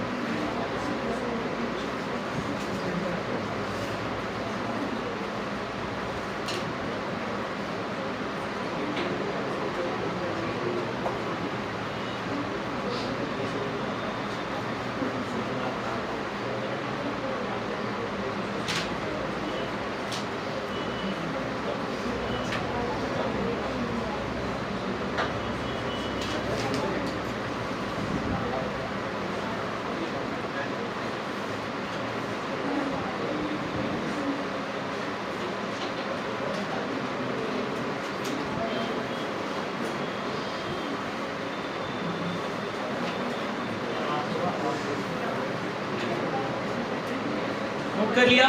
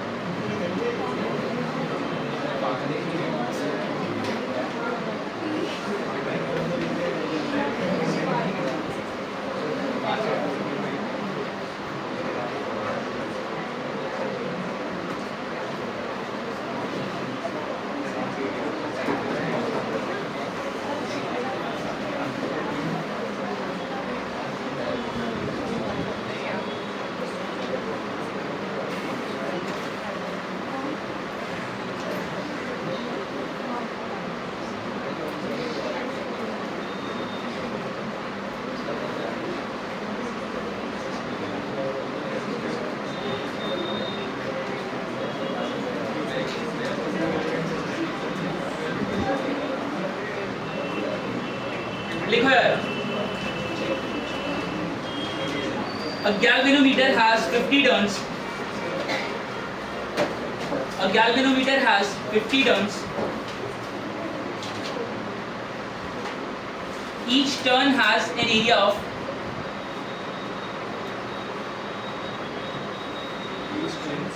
turn has an area of 2 into 10 to the power -4 meter square, 2 into 10 to the power -4 meter square. The magnetic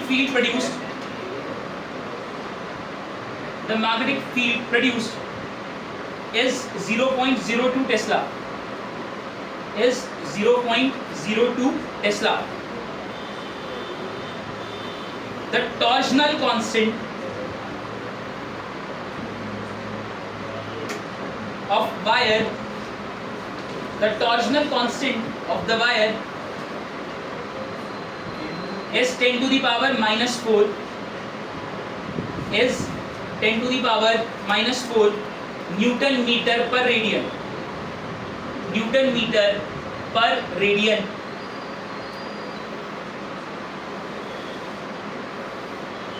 When a current flows through the galvanometer,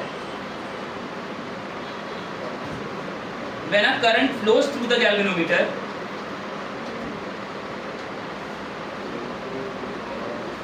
a full scale deflection occurs. A full scale deflection occurs if coil rotates 0.2 radian. If coil rotates 0.2 radian.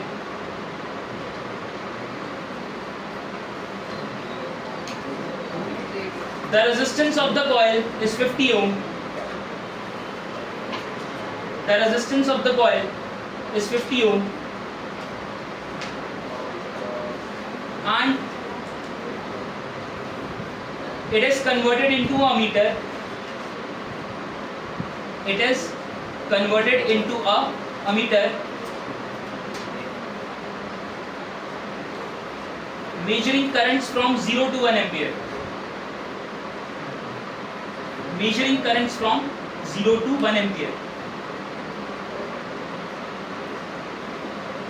Find the value of shunt. 0 to 1 ampere. Find the value of shunt.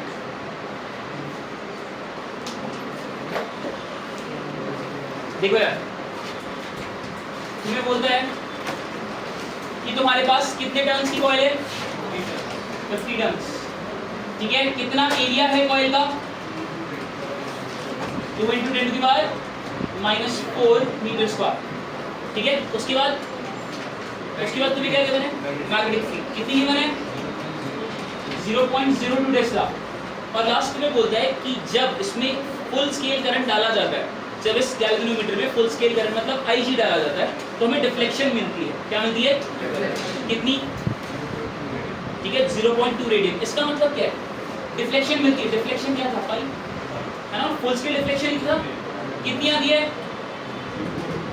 0.2 radian. यहाँ तक doubt? सब एकदम बढ़िया. कोई बच्चा परेशान तो नहीं?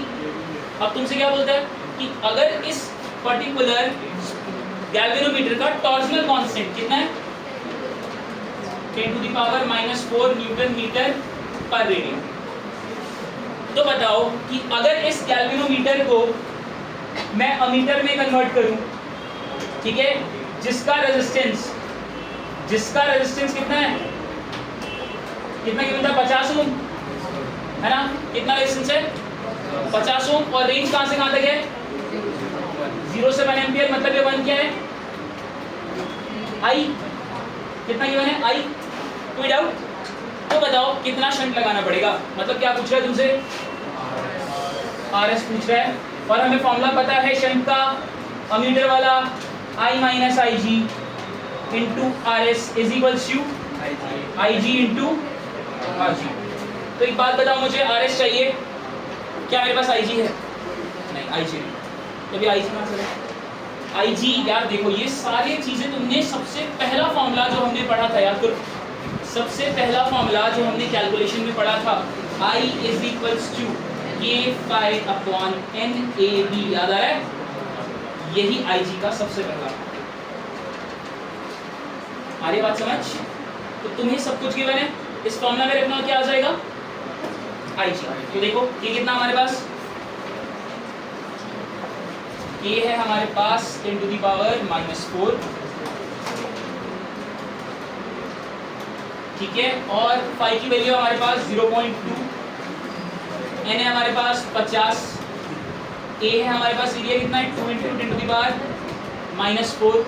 और B कितना है? 0.02. पॉइंट उड़ाएंगे ऊपर 100, पॉइंट उड़ाए नीचे 10, एक 0 से 1 0 गया, 2 से ये 2 खत्म, ठीक है। अब हमारे पास कितना बचा? हमारे पास बचा ऊपर कितना बचा 10 टू दी पावर -4 इंटू 10 और 50 इंटू 2 कितना हो गया 100 into 10 to the power -4। 10 to the power -4 से 10 टू दी पावर -4 गया, 0 से 0 गया, 1/10 है 0.1। तुम्हारे पास IG की वैल्यू आ गई कितनी 0.1 एम्पियर। IG आ गया, RS चाहिए, बहुत आसान है यार।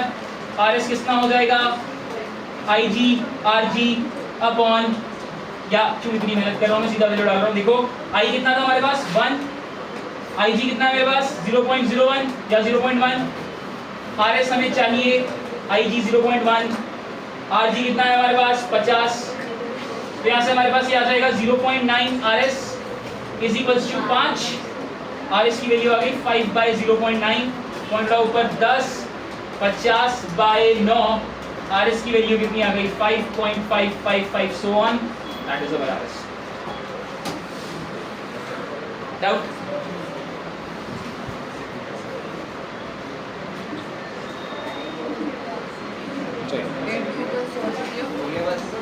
ये लास्ट है, ठीक है।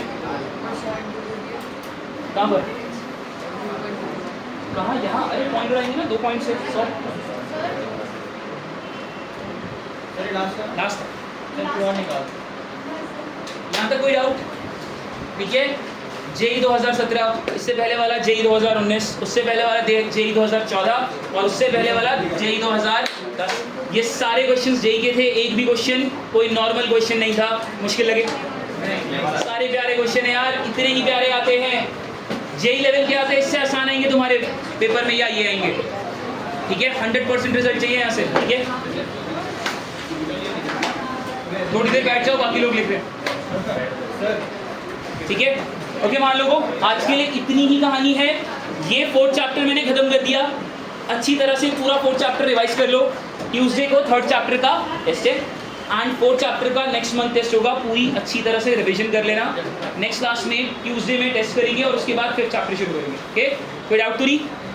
ओके, मिलता है।